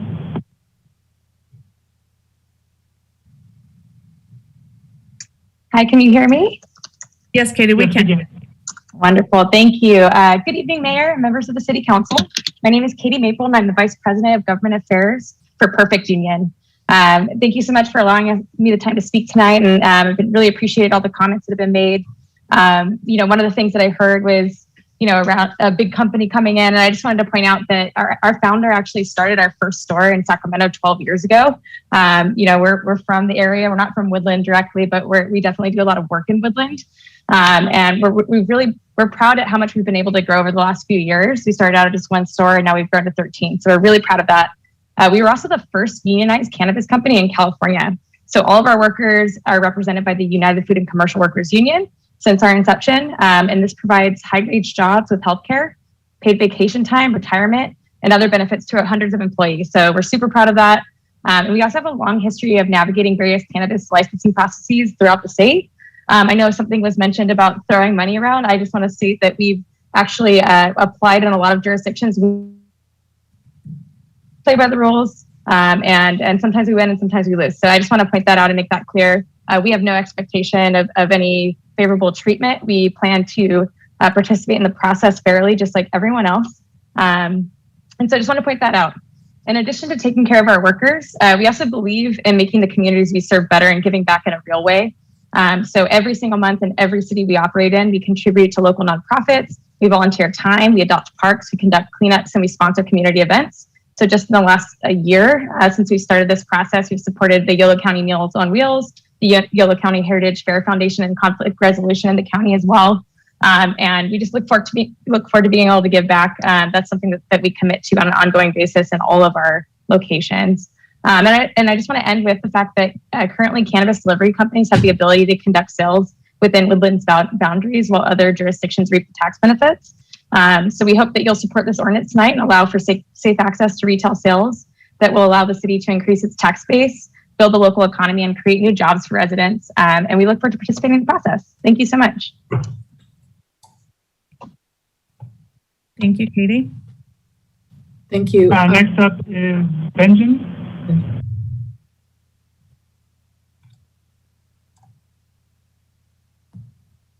Yes, hello, this is Bijan. I'm one of the owners of Epic Bros and Epic Pros Enterprises. We're two of the licensed cannabis entities in the city of Woodland. We actually got the second business license in September of 2020. So we're over 2 years in the city of Woodland, it's been an awesome experience. Truly blessed, and being a part of the community and having a cannabis business in Woodland it's been a real blessing. I really support, I'm really I'm so excited and happy to hear the support for local business. That means so much to us. Us manufacturing and distributing in the city of Woodland, to be able to sell our products that we make in Woodland is just amazing. It's a dream come true. Just to be local and, to be able to make the products there, distribute there, and sell them there would just be totally amazing. And I can say this for all the other owners is we value and appreciate and are very grateful for our relationship with the city of Woodland. The relationship that we built with the police department, with city staff, it's been a blessing. And we made it through COVID. That was a big struggle and in a different time for a lot of businesses, but we made it through it. We came on the other end, and we're strong. We're doing very well. We specialize in cannabis-infused beverages, so we have a slight unique product, different than a lot of other manufacturers and so forth. So I really want to end on the note that my main purpose for being on this call was to really advocate for small business and business like ours that started in Woodland. We've been in Woodland for 2 years. We have a really good record with the city of Woodland, so we're already battle tested and tested, and it's just music to my ears to hear that there is support out there for us. Thank you so much for this opportunity. I greatly appreciate it, and I would love the opportunity, or I should say, me and my partners, we would love the opportunity to be retailers. A lot of us have 20 plus years experience owning and operating gas stations, some in the city of Woodland and also in the greater Bay Area. Thank you so much for your time. I greatly, greatly appreciate it, and to look forward to continuing this discussion. Okay, thank you, Bejan. Thank you. Next, we have Kimberly Cargile. Kimberly? Good evening. Can you hear me? Yes. Great. My name is Kimberly Cargile, and I am the CEO of Therapeutic Alternative in Sacramento and founder of Dixon Wellness, Davis Cannabis Collective, and now Woodland Cannabis Collective. I'm from West Sacramento, graduate of River City High School, and my family and business partners are fourth generation Woodland residents. We have served thousands of Woodland residents at our sister stores over the last decade, and our members are looking forward to lessening the financial and physical burdens of having to drive out of town to access safe lab-tested cannabis products. After advocating for regulations for retail dispensaries here in Woodland for the last 5 years, we are so happy to be here tonight. We recently walked the neighborhood and passed out our introductory letters to our neighbors at our proposed location of 163 Court Street. And we also had an open house on Friday that we were very happy that our neighbors were very welcoming and excited for our possible opening next year. I'm here tonight to thank you for all the time and hard work on this, and thank you for finally hearing this agenda item. I'm asking for your support in moving forward with an ordinance regulating storefront retail here in Woodland, and we look forward to applying for our conditional use permit. Thank you for all you do to make Woodland a wonderful place to live and work.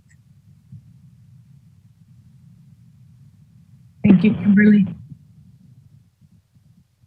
Next is Laura Mendez.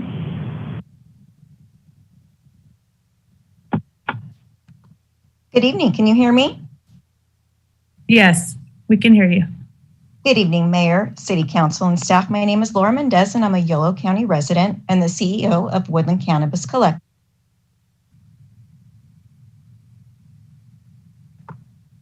To allow I'm sorry, Laura, that was my fault. I muted you.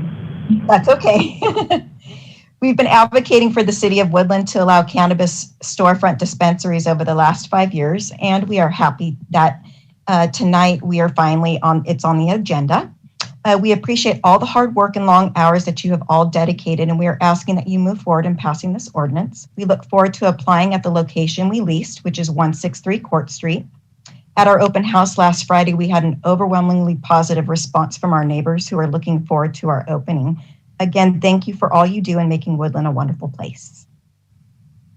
Thank you, Laura. Next up is Rob.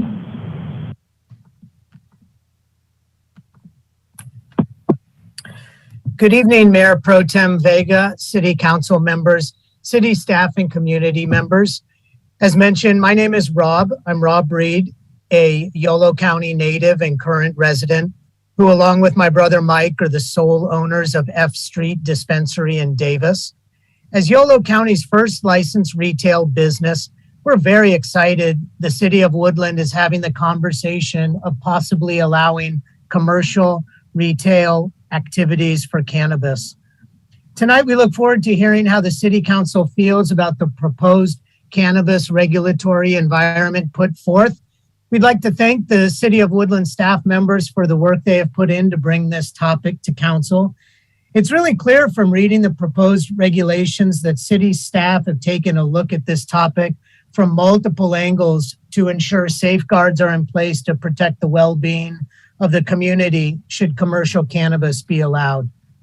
For us, approximately 20% of our customers live in Woodland. We get asked often by these customers, hey, when are you guys going to open a store closer to where I live? Well, we believe the wishes of our customers for us to expand north is based upon the three cornerstones of our business: to provide excellent customer service, maintain a clean, safe, and open retail setting, and offer high quality lab tested cannabis products at affordable rates.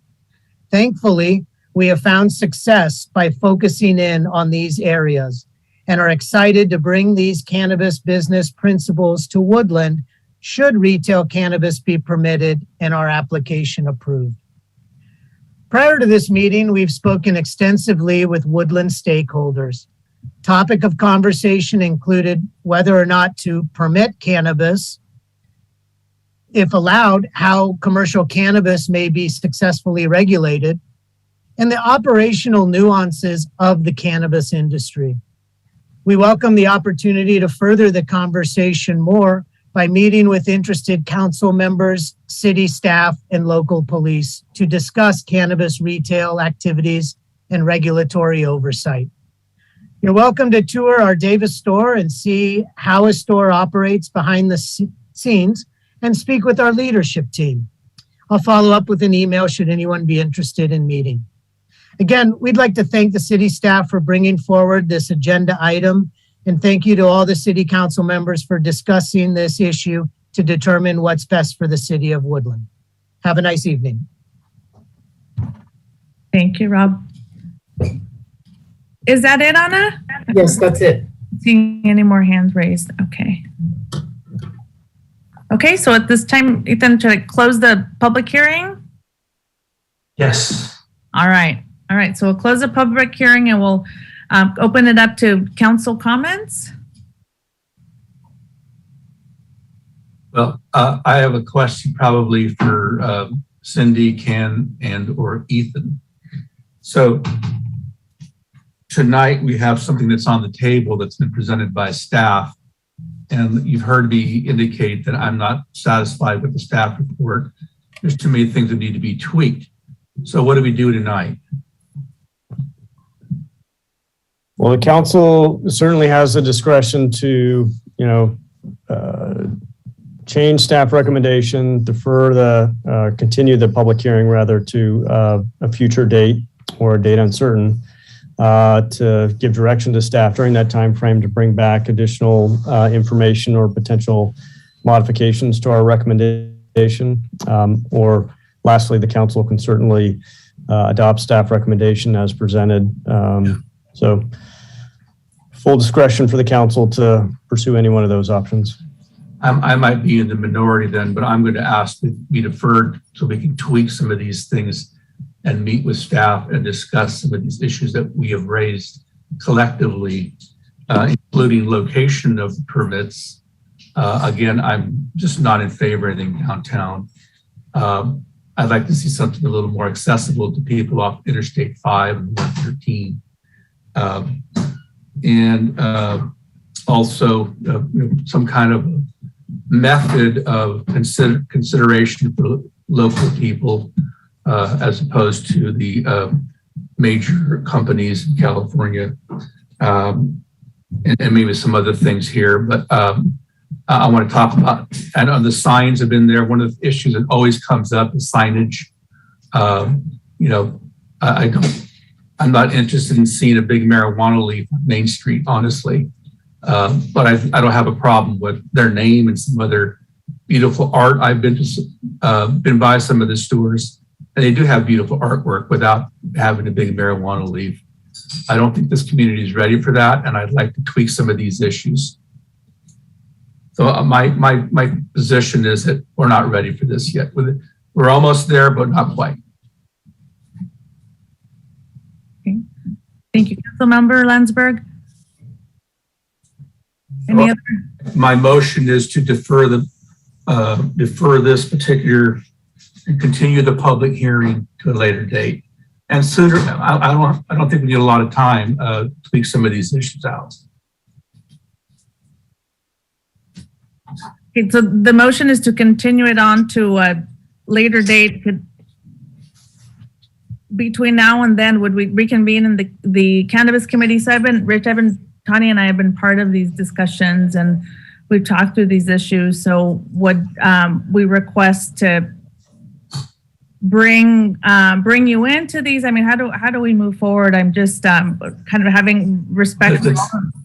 How about we talk to Ethan about that? Ethan, how do we do that? Sure. So I guess what I would recommend is there'd be some council discussion, but if we were going to defer this to a later date, there's a couple things that you could do. Either you could kind of articulate today what are the things that we think need to be revisited or tweaked somewhat, so that you can give direction to staff to come back to that. We could at that point go back to the subcommittee and work with the subcommittee on that, or we could have some sort of discussion item where council has a little more feedback on initial staff recommendations based on the feedback we get. One thing I think we should note is that with the item that's before you today, if we want to work on the locations, I think that will take some time. If we want to work on the selection criteria and what we're doing with regard to that, I think that will require some additional conversation. I absolutely appreciate the desire to ensure that we are looking out for our local residents and local businesses through this process, but we also have to be mindful of certain equal protection considerations and that type of thing in how we structure something like that. So that will take some work, but that's something that really has to go forward separately anyways, because that goes into how we move forward on the conditional use permit process, which, as Cindy mentioned, isn't going to go forward until at the earliest the start of next year. So we could kind of take that on a separate track a little bit. With the locations, we definitely, if there's concern about the locations, we probably need to spend some more time on that at a staff level. But we could go forward with if the only concern is kind of the selection criteria, we could go forward with what you have before you tonight and come back to you later with that issue, because that is really something that we don't have a firm sense of how we're moving forward with that yet. And we're kind of planning on coming back for feedback anyways. So then, in the issue of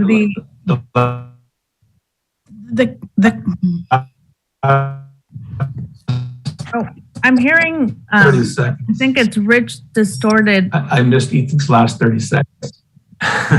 Oh, okay. So what I was saying, Rich, is that there's two separate issues here. The location issue, where we want to locate these, that's something that really we need to decide on before we move forward with the ordinance. So if we're going to think about that some more, we have to go back on the issue of the selection criteria. That is something where staff doesn't have a firm idea on how we're moving forward with that. So regardless of what you need to do, what you're doing tonight, we're not making any decisions on selection criteria tonight. So we could move forward tonight with what you have before you and deal with the selection criteria as we're moving forward. So if that is the only issue that we come down to, then we would be okay moving forward today, and we could come back subsequently and develop some selection criteria. But location, I don't want to do that on the fly. If we need some more time to look at spots on I-5, et cetera, we probably need to come back at a future meeting. I definitely have concerns about locations, because all we mentioned was these circle of influences regarding schools. What about churches? What about other civic organizations that may not want this across the street? We don't know those things. Have we reached out to these organizations, to churches and other institutions to see, how about hospitals? How about convalescent homes? We don't know these things. We know about schools, that's a no-brainer. But what about the other institutions in our community? So locations is definitely, I'm not there on locations. The criteria, of course, if that can be ironed out, that's fine. So if it means a delay on just the locations, then that's still my motion, Ethan. So I'd like to clarify, are we going to move forward on that motion, or are we going to have a discussion first? I'm a little confused if we're not going to have a discussion, but there's a motion on the floor. Right. So right now there is a motion on the floor from Councilmember Landsberg to continue the meeting to look at the issues of location, for staff to look at the issues of location in particular, but also the selection criteria. So I think now we need to see if there's a second to that motion. I'll second Landsberg's motion. And so now you can have discussion on the motion that's on the floor. Well, I've said my piece, and thank you, Vicki, for the second call for a vote. Okay. All right, so call for a vote and then discussion, or discussion? So then? you can have a discussion first if any of the other council members want to speak, and then once you are satisfied with that, you can call for a vote, Mayor Pro Tem. So I'll go ahead and speak, Mayor Pro Tem Vega. I was on this committee, and I think we put a lot of time and effort into this. Rich, the area that you're speaking of is mainly the downtown area is the concern, if I'm understanding correctly. Is that the one area you're looking at, or you're looking at in general?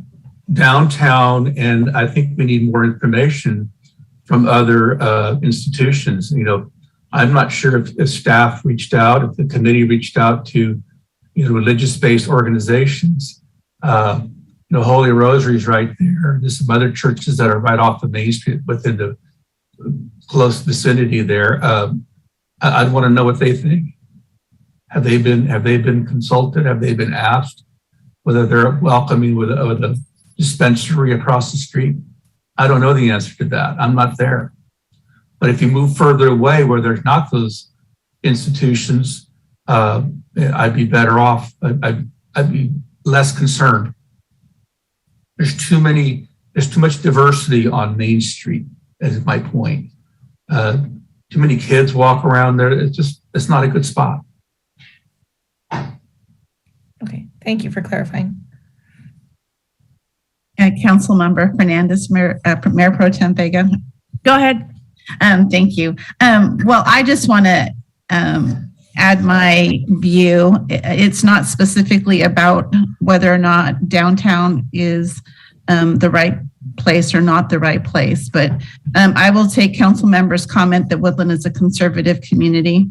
And if we're concerned about downtown, then we should be concerned about the perimeters around downtown and the city of Woodland. So if the East Corridor is the main focus and District 4 is the main focus for dispensaries in our community, as a representative of District 4, I'm going to advocate for not only the residents, but the community members in District 4 who may not be in favor of having those 4 dispensaries in District 4 or the northeast end of town, again, with the concern for equity within our city.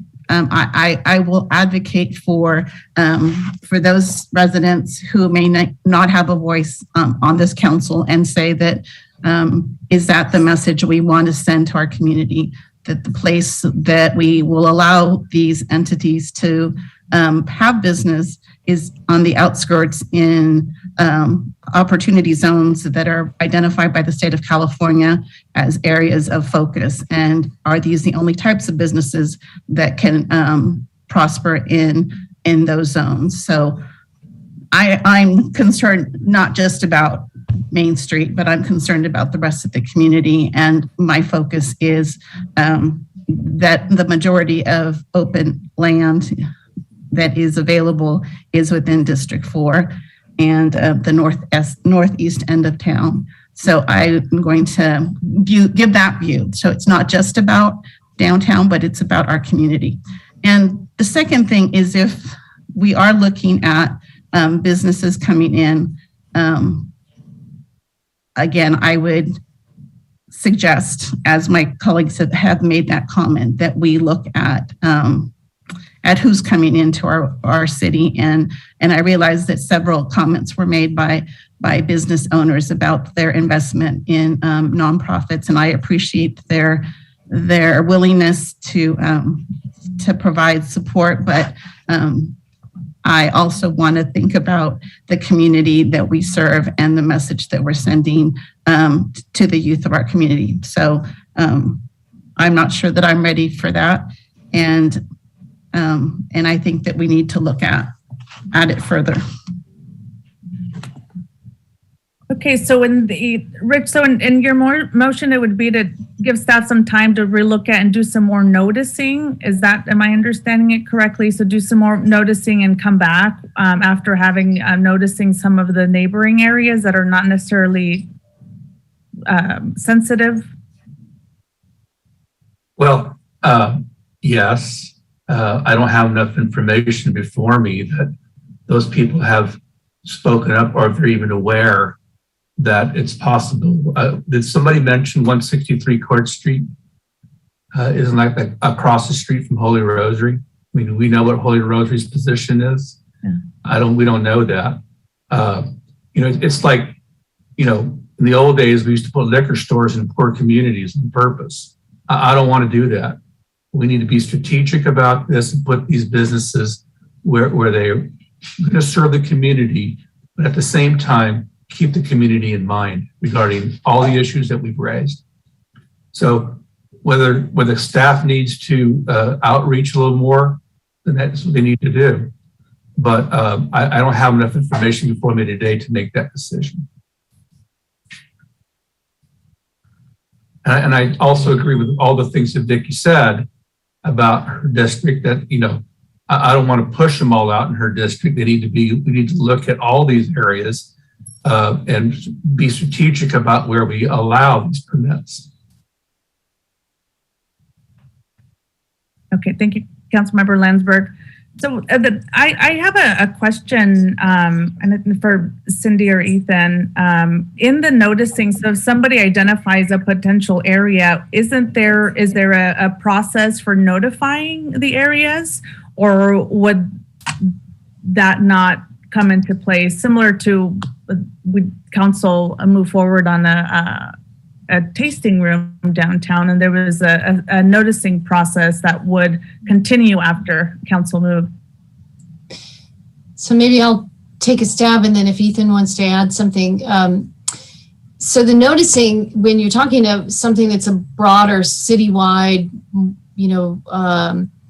the city ordinance and the state says that you do a broad notice in the paper. We did that. It's a display ad. We did display ad as well as used other methods. We through a business email to I think over 800 businesses in town. We sent out notices. There was interaction with the downtown business community through the economic development staff about this. And so we use social media as a means rather than paper noticing. We did not notice to every single property in the districts, the zoning districts that were being proposed.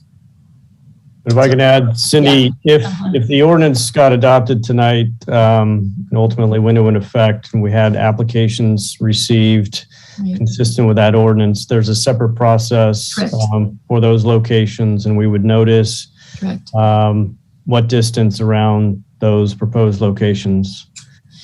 Well, the minimum distance is 300 feet around the proposed location. They would be mailed a notice when we know a specific property. In that instance, the council could ask that buffer be, or that notice be larger, actually, if so directed. So those notices would go out prior to a planning commission and ultimately a council hearing. Correct. They're noticed twice. So it's 10 days before the hearing. The notice is mailed to the planning commission, and then 10 days before the city council hearing as a public hearing item. And it's also noticed in the paper. But not upon receipt of an application proposed for a certain location, right? No, not normally. Traditionally not how we do it, right? It's just prior to the hearing. Right. We do have a cannabis website also, and information is provided on that website. I believe that the last time around, we could, and one thing we could do is post when we received applications, the information and list of all the applications, up on the website too. Okay, Cindy, thank you. All right, so motion on the table, seconded, made by Councilmember Landsberg and seconded by Councilwoman Vicky Fernandez. Now we put it out to a vote. Yeah, unless there's further discussion, the council can take a roll call and vote. So if you're ready for that, Anna can do the roll. Okay, thank you. Any other discussion? No? Okay, Anna, go ahead and take the vote. Thank you. Mayor Pro Tem Vega, Aye. Councilmember Fernandez, Aye. Councilmember Garcia Cadena, No. Councilmember Landsberg.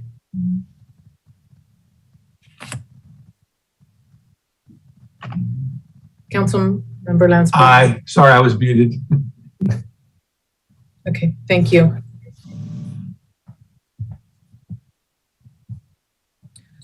Okay, so So the motion passes. motion passes. Right, now can I conclude the item? Yeah, so we'll conclude, just to sort of wrap it up for the council. What we'll do is we'll circle back with the subcommittee and as well as, talk to the other staff individual or the council individually about their concerns and, take back a harder look at the locations proposed under the ordinance. I would say concurrently, we'll also look at the criteria, taking some of the feedback that we heard from the council this evening and start to vet that criteria so that maybe we can bring that back concurrently with a revisit to the ordinance. And there was also comment from the public on the same issues. Correct. Okay. Thank you, Ken. All right. So we can move on to the next item. Bring Mr. Stoller back in here. Sorry, let me text him, let him know he's able to come back in. Jay, if he's next door to you too, if you can let him know. I'll get him right now.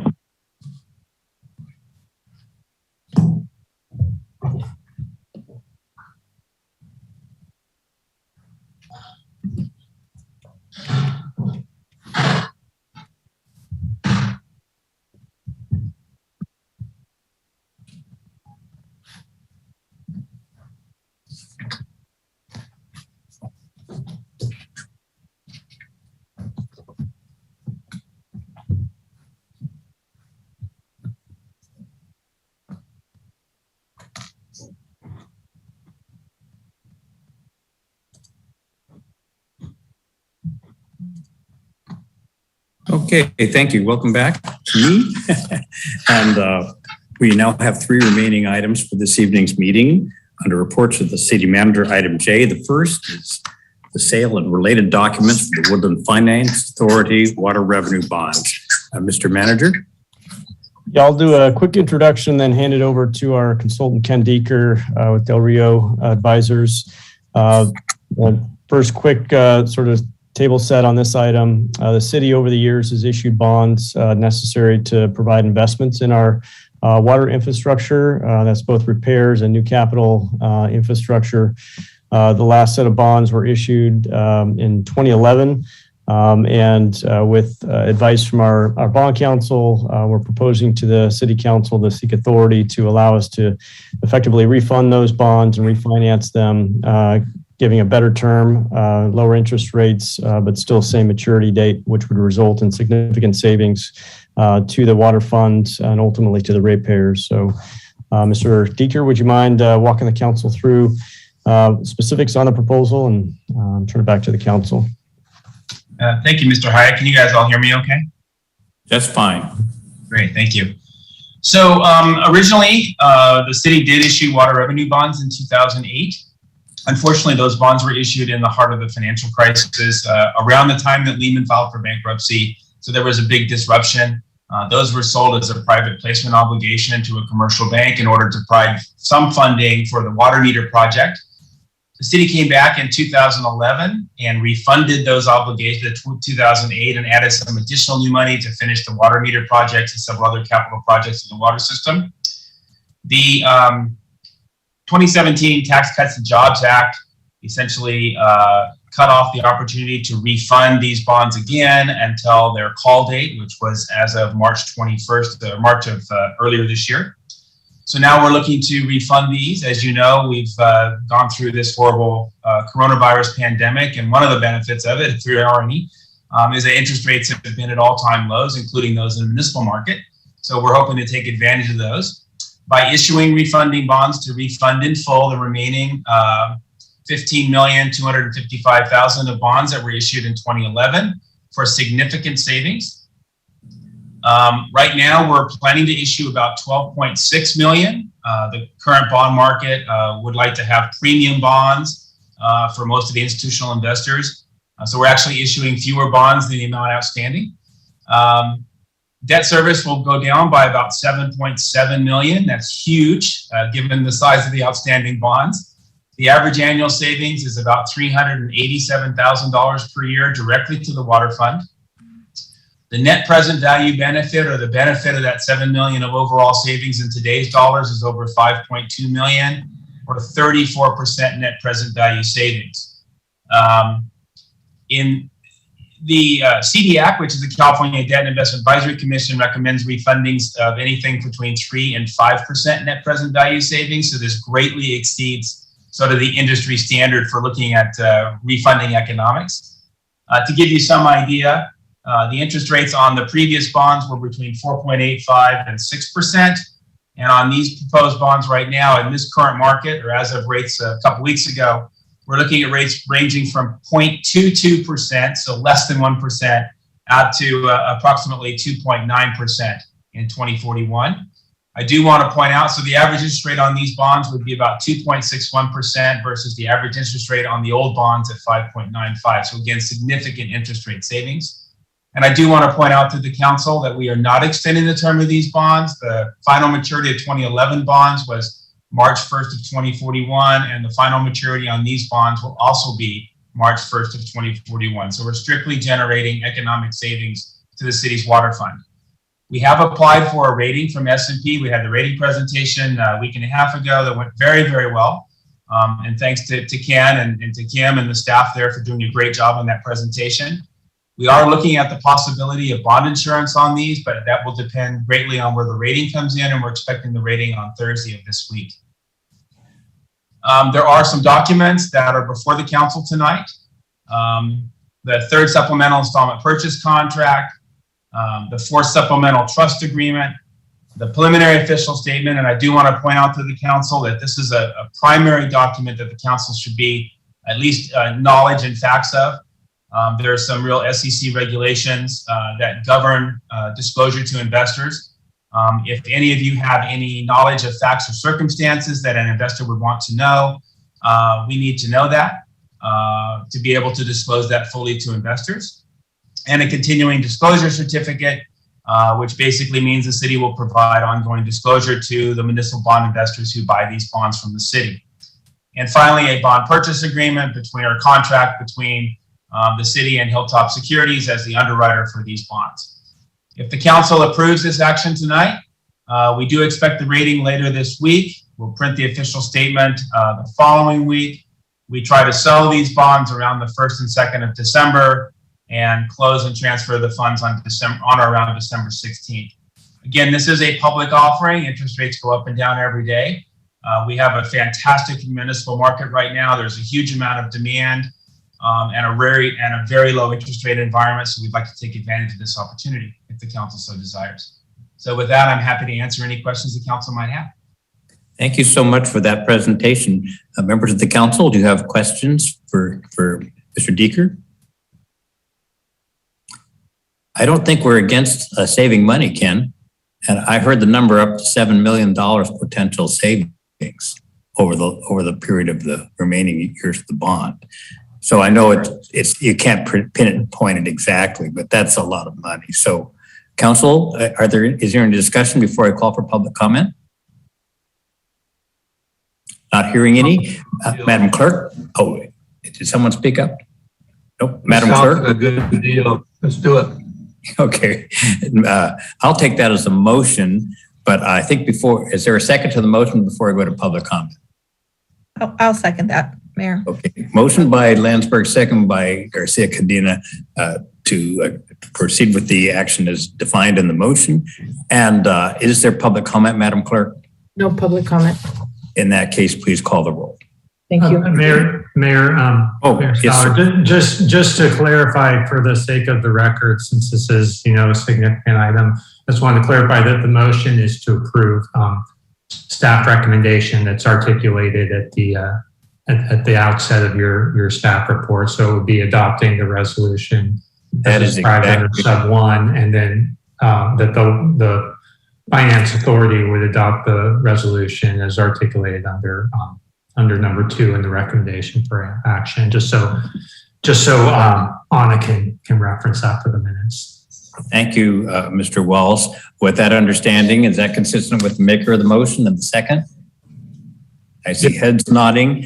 We can now proceed with the roll call vote. Thank you. Mayor Pro Tem Vega? Aye. Councilmember Fernandez? Aye.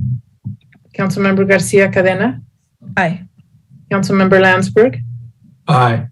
Mayor Stallard? Aye. Thank you. Thank you. Well, that's wonderful, wonderful news.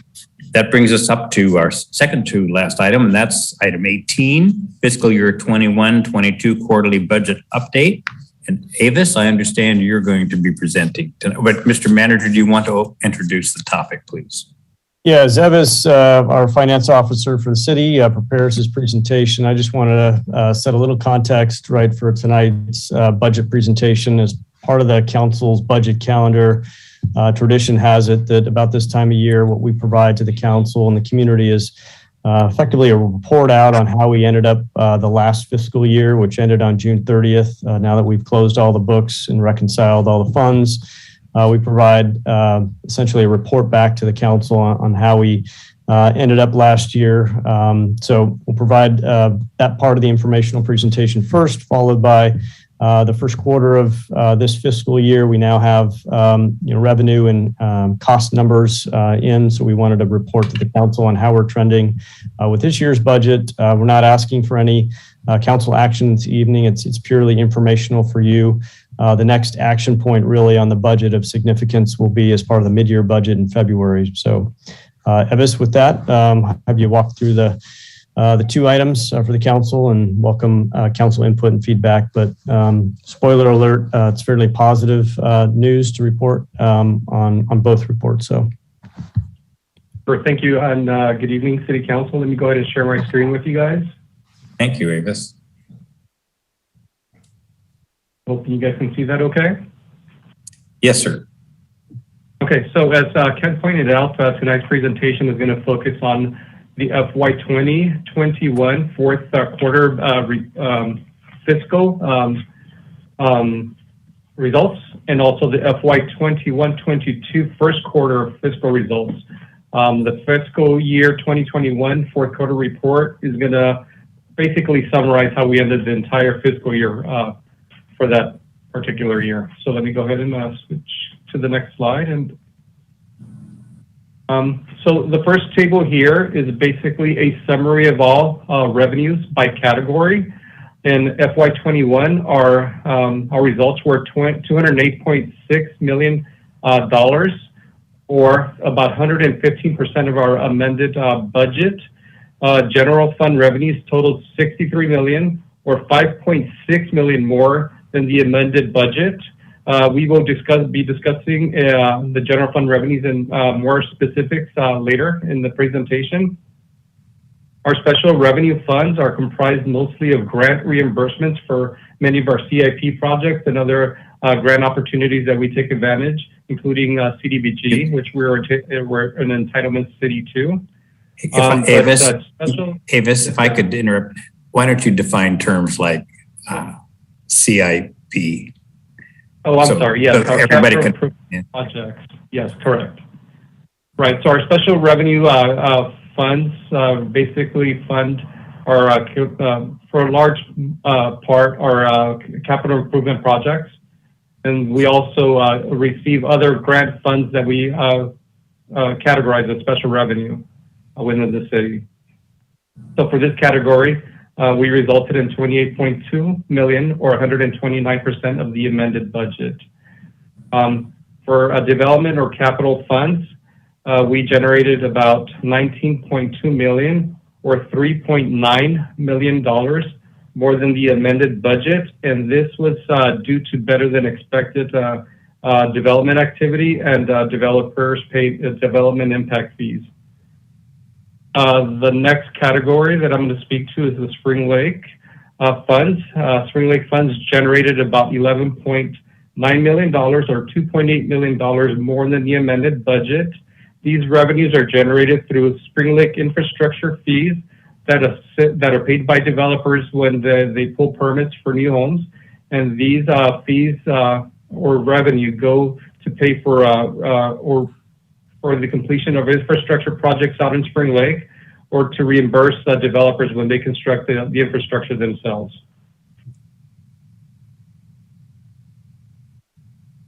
And lastly, agency funds are primarily pass-through special funds. These revenues totaled 11.7 or 6.1 million higher than the amended budget, and this was due to a significant number of residents paying the Melrose assessment in Spring Lake. And I think this was probably in light of our issuance of additional bonds out in Spring Lake this past year. Our next table is all funds, all expenditures by fund type. Again, we categorize the expenditures by fund type. For fiscal year FY 2021, year-to-date actuals resulted in 178.5 or $6 million, which is about 68% of the amended budget. The general fund ended the year with 56.0 million in expenses, which is about 1.8 million less than the amended budget. Of the $1.8 million expenses, we did carry forward of about $1.2 million for the to the FY 21-22 fiscal year. So we appropriated some priority funds to be spent in the current fiscal year, just because they were commitments that were already made, or they were committed to priority projects.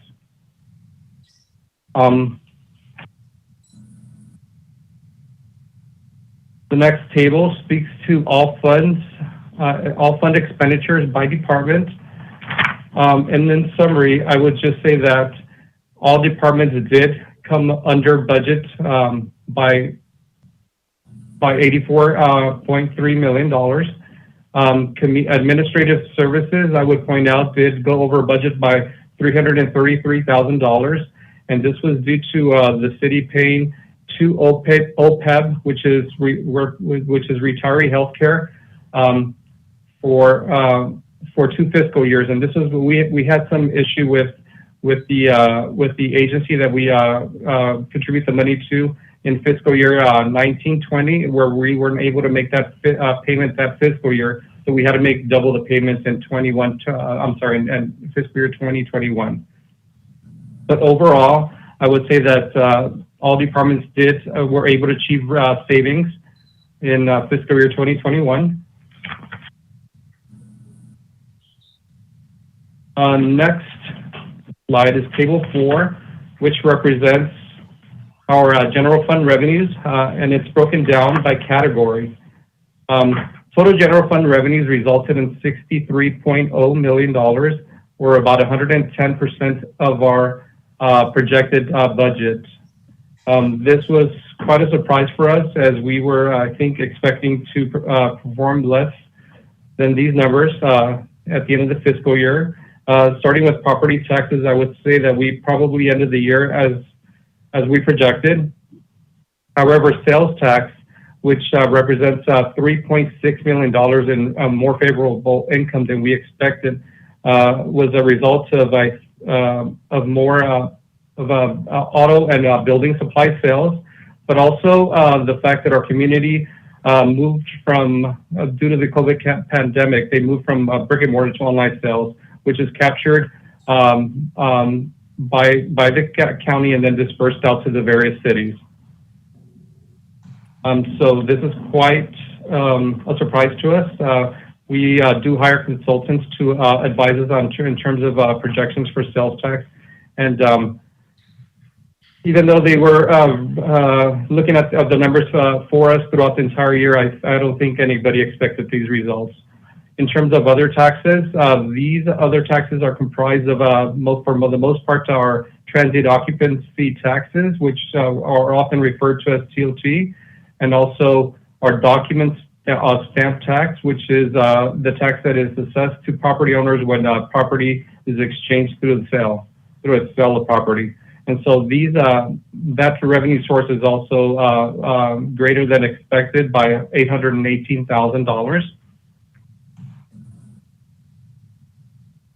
Evis, before we move on to the next slide, pause rule there, and I'll add a couple comments. So on the general fund revenue side, I mean, clearly, as we were preparing the budget for 2020 and 2021, we were just at the front end of the pandemic. It was very hard to predict what revenues would do. And naturally, we did the right thing, and we're very conservative on the revenue side from general fund. And our primary form of volatility in general fund revenues is in the sales tax. So what you see here is a more favorable, performance in sales tax, due in part to our budget being conservative, but also our sales tax performance actually being substantially better than we projected. And in consultation with our consultants, sales tax consultants, they point to, our performance in sales tax was, while not the only city in the state that actually saw this, we were actually, in the upper tier of performance in sales tax. And that, as Evis pointed out, is largely attributable to auto industry sales, particularly in vehicles, was much higher than ever anticipated. Construction industry obviously continued to perform quite well. But I don't want to discount a lot of the other businesses as well that contributed to this. The sales tax consultants kind of praised the city for intentionally or by fortune, right, having a very diverse sales tax base. So speaks to the importance of diversity in our economy during particularly difficult times. And so this is just one, example of why that's important and how it helps us get through these periods. So with that, Evis, I'll give it back to you. And if council has any questions on this, feel free to interrupt as we go along. Sure. So lastly on the slide, I'm going to speak to licenses and permits. This category exceeded our projections by about $497,000. This was, again, primarily due to greater than expected development activity in terms of new homes and just other permits being pulled at the community development counter. Our next slide is expenditures by category. And so this is our general fund expenditures by category, where we defined our expenses by personnel, supply services, education and training. And I would say in terms of personnel, we're pretty much on target based on what we had projected. We did have substantial savings in supplies and services. And although we did have substantial savings in supplies and services, we are carrying over about $1.2 million of that into fiscal year 21-22 for commitments that have already been made. Lastly, on this table, I would note that operating transfers appear to go over budget, but I think that's just because, I'm sorry, I said I think, but I know that's just because we program vacancy savings in this category, but we don't, and we categorize it as a negative number, but the actual savings are realized in the personnel line. Also, operating transfers is reflected in this, where Measure F exceeded revenue, and that transfer is made out of the general fund and goes back into a different fund for Measure F. Particularly, it's Fund 507. By department, general fund expenditures by department, I would just, in summary, say that all departments did achieve savings in fiscal year 2021. Again, non-departmental is comprised of vacancy savings and the Measure F transfer. But we did particularly well in maintaining, performing and maintaining to our adopted or amended budget. The last table here for fiscal year 2021 is just an outlook in terms of our general fund forecast and fund balance. If you notice the first column here, it says mid-year projection. At the end of the mid-year projection for FY 2021, we have projected unreserved fund balance of about $17.2 million.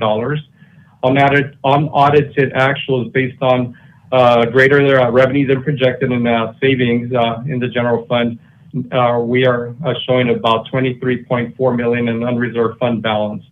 If we apply that unreserved fund balance to the adopted budget this year, we show with our commitments in our adopted budget, and expected revenue, we show that we went from about $17.2 million at mid-year to about $19.5 with the adopted budget.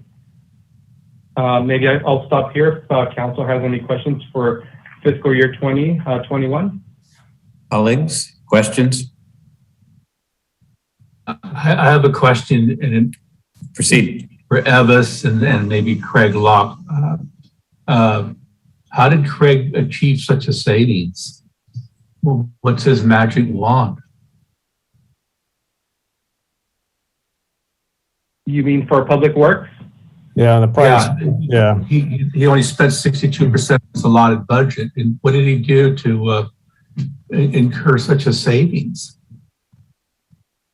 If we're talking about the general fund or all funds budget, there is depreciation within the public works budget that has not been recorded. And therefore, once we do record depreciation, and we generally tackle that through the course of the subsequent fiscal year and through our audit process, that number will change. Again, these are unaudited preliminary numbers for the fourth quarter of FY 2021. You had a different table up, Evis, and it had percentages. Yes, that's the all funds. This one right here. That one there, yeah. So yeah, and that's depreciation that's recorded that hasn't been recorded within public works. That number will change when we do record depreciation. Okay, I get it. All right, thank you. Additional questions on fiscal year 2021 update? Councilmember Fernandez. Thank you, Avis, for the report. I hate to go all the way back to table 1, but could you perhaps just clarify for me? We have under the Spring Lake infrastructure fees, and then we have under agency, which on our report you stated that comes also from the Spring Lake revenue or Mello-Roos. Right. Could you just clarify sorry. Yes, I'm sorry for interrupting. Yeah, if you could just maybe clarify for me and maybe anyone else who might be listening, what the difference is and how those funds are allotted in the future. So technically, will they be used for the same purpose, or are they different? Are they divided separately for a reason? Are you asking, do they roll over? No. Well, no, basically, are they, since they're identified as two separate categories, will they become one fund to be used for the same purpose, or are they for separate purposes? Does that make sense? They do serve separate purposes. Okay. The first category that you see there that says Spring Lake, that category is basically fees that are collected from developers when they pull permits to build homes. Those fees are then collected and then repurposed as an expense to reimburse developers when they do actually build infrastructure, or when the city builds infrastructure out in Spring Lake. Right. Now, the agency funds, those are dedicated revenue sources to pay for debt service on the bonds out in Spring Lake. So when the community out there pays their Mello-Roos, those revenues are collected and parked in the agency category, and then those funds are in turn used to make that bond debt service payment. Okay, thank you.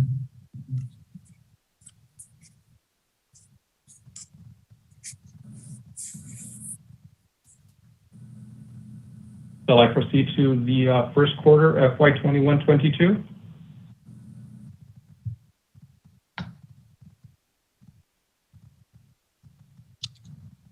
I guess I will continue. The next set of slides represents the fiscal year 21-22 first quarter. And these numbers just represent 3 months of activity, so you'll see very little activity in terms of revenues and expenditures. But starting with table 1, again, all funds by revenue type, you'll see that we are collecting about 15% overall. Some of these revenues come in at various times throughout the year. So for instance, in the general fund, you have property taxes that don't get collected until the January of 22 and May of 22 timeframe. The special revenue are grant reimbursements. So as those revenues will come in as we begin to ask for reimbursement from federal and state agencies. And then we have other capital improvement related type of funding as well that will also be collected when permits are pulled. So that's so timing can vary based on the revenue type, but right now we're at 28.7 million, or 15% of amended budget. That's on table 1. Table 2 represents all funds expenditures by fund type.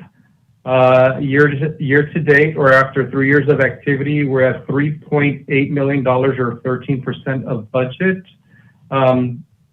Nothing significant to point out on this table other than that we're just monitoring the progress of each category of funds. And we will, I think we'll have more information to share come mid-year when we have more activity to report on. Table 3, again, all funds expenditures by department. I would tell you that every department you see here is basically tracking on target. And we're at 35.7 million, or 13% of the amended budget. Table 4, general fund revenues. As I mentioned before, we're at $7.5 million, or 13% of revenue, of the 13% of the amended budget. Many of the categories here will not receive revenue until a later date, such as property taxes. We don't receive that money until January of 22 and May of 22. There is some other categories that where we also receive incremental revenue throughout the entire year. So there's, I think, like I said before, I think we'll see we'll have better information at mid-year to report on, and we'll be able to give you better projections in terms of how we'll end the year after 6 months of activity rather than 3 months. General fund expenditures by category. Again, we're tracking within budget. We're at $11.6 million, or 19% of budget.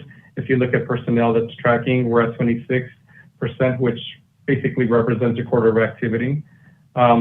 Supplies and services, this category will vary depending on what obligations we have. So for instance, contract services, we may be required to pay different contract services at different times throughout the year. So right now that is trending at 9% of amended budget. And operating transfers, I would tell you that we don't record those until the end of the fiscal year. So that's why you see a 0% in that category. General fund expenditures by department, I would, if you look at the all the various departments that are represented on the table, everybody's tracking on target, and actually a little bit below. If we were to say that each quarter represents 25%, then I would say we're tracking below target. Non-departmental, again, represents many transfers that we make at the end of the fiscal year, and therefore you will see very little activity in that category. And that is the last table that I will be reporting on for FY21/22. And I will open it up for any questions you may have. Colleagues, questions of Avis on fiscal year 21-22? Mr. Mayor, I have a question. Please proceed, Tanya. Thank you. Thank you, Elvis. On table 4, what actually falls under miscellaneous? Miscellaneous. So let me have so much information to report on, but I will get that.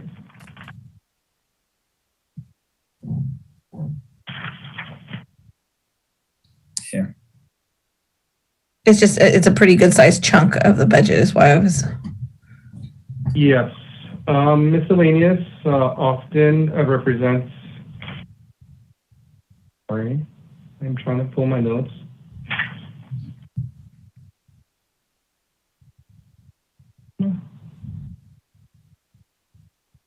Should have had a note for that. I do not at the moment, and I can get back to you, but. Okay. Thank you. Yeah. Actually, I can comment on that if you like. That I think that category primarily includes when we collect indirect cost recovery from other funds in the city. So it's basically allocating general indirect charges to other funds. For instance, the costs of the city clerk, finance, to other funds that benefit from that. And that category is where we recover that revenue to in the general fund. Thanks, Kim. Thank you. Additional questions? Mayor Stoller, I have some. Please proceed. Before you proceed, I'd like to just stop and get a 10-minute extension of the meeting till 9:10. Well, let's just say 15 minutes till 9:15. Is anyone willing to make that motion? I'll make the motion, Mayor Stoller. Motion by Fernandez. Thank you. Motion by Mayor Pro Tem Vega, seconded by Councilmember Fernandez. Without discussion, let's proceed to call the roll. Thank you. Mayor Pro Tem Vega? Aye. Councilmember Fernandez? Aye. Councilmember Garcia Cadena? Aye. Councilmember Landsberg? Aye. Mayor Stallard? Aye. Please continue with your questions, Ira. Thank you, Mayor Stoller. All right, Evis, thank you so much for the thorough presentation. Just my questions are, because as we've discussed in the past, I get a lot of questions from residents in Spring Lake around the Mello-Roos. So Vicki, thank you for bringing this question up. Certainly, I get folks that have questions that are newly moving into Spring Lake, or this is just coming top of mind and they're interested in what is involved in the budget for the different funds that you just discussed. Can you share with council and also folks who are listening kind of where residents can find that detail, because you have recently summarized that? Right. So we do have a portal on our website that pretty much represents our budget. That is an interactive portal that allows not only the community members to look at our budget, but also interact with it, meaning if they want to drill down and see what has been budgeted for police and what the actual expenditures are, they can also do that. And so that is available through I think the link is on our website through our transparency. There's a transparency link on there, and they can access that information on the website. Okay, and more specifically on what's included in the like the Spring Lake specific funds, that's available through the transparent website. In terms of what's like which projects, what are funded, a lot of the questions that we get around folks that are wanting to know what the Mello-Roos pay for, what the SLIF pays for, the different acronyms that are. Right. So yeah, I would tell you that we do develop a capital improvement plan and project plan, and that is published on the website as well. And so the community is able to see what those projects are, and what the cost is, and and the timing of those projects. And then in addition, I'll interject there, specific to the Spring Lake funded capital projects, we have created a separate webpage just for Spring Lake community information. And under that webpage, there's a detailed breakout of how the Belarus CFD payments have been invested in the infrastructure. So that was in response to some of the questions we received from the community, desire to sort of see that detail and avoid the requirement for residents to sort of drill through the portal to get that out. So we pulled that information, summarized it now on a webpage specific for Spring Lake. Okay, got it. Thank you, Ken. Yeah, I think this is a topic that comes up often. So I just want to make sure that the information is available and readily accessible, and it fits perfectly within the Spring Lake website section that staff has created. So thank you for that. Thank you, Evis. Thank you also, Myra. Anyone else wish to speak or ask questions from the council? Madam Clerk, is there any public comment on this item tonight? No public comment. Well, this is an informational report and update, so there's no contemplated action. If there are no further questions, then we consider this item concluded for this evening. Avis, particularly want to thank you, Kim, thank you, and of course, Ken, for the work. All right, that brings us to the final item of the evening. That's the rotation of mayor and mayor pro tem. And as the mayor, I'd like to offer a motion, and that is that effective with the first meeting in December, that Myra Vega becomes mayor of Woodland and Vicky Fernandez becomes mayor pro tem of Woodland. Is there a second to that motion? Well, can we think about it first? I'm kidding, I'll second it. We only extended for 15 minutes, Rich. All right, well, we have a motion and a second, and I'm happy to contemplate discussion here. Is there any discussion on this motion? No. All right. Thank you. Well, if there's no discussion, is there any member of the public that was commented on? No public comment. All right. Well, you can call the roll on this wonderful motion. Thank you. Mayor Pro Tem Vega? Aye. Councilmember Fernandez? Aye. Councilmember Garcia Cadena? Aye. Councilmember Landsberg? Aye. Mayor Stallard? Aye. Motion carries. That's all our business for tonight. Any last words from anybody? Time to go home.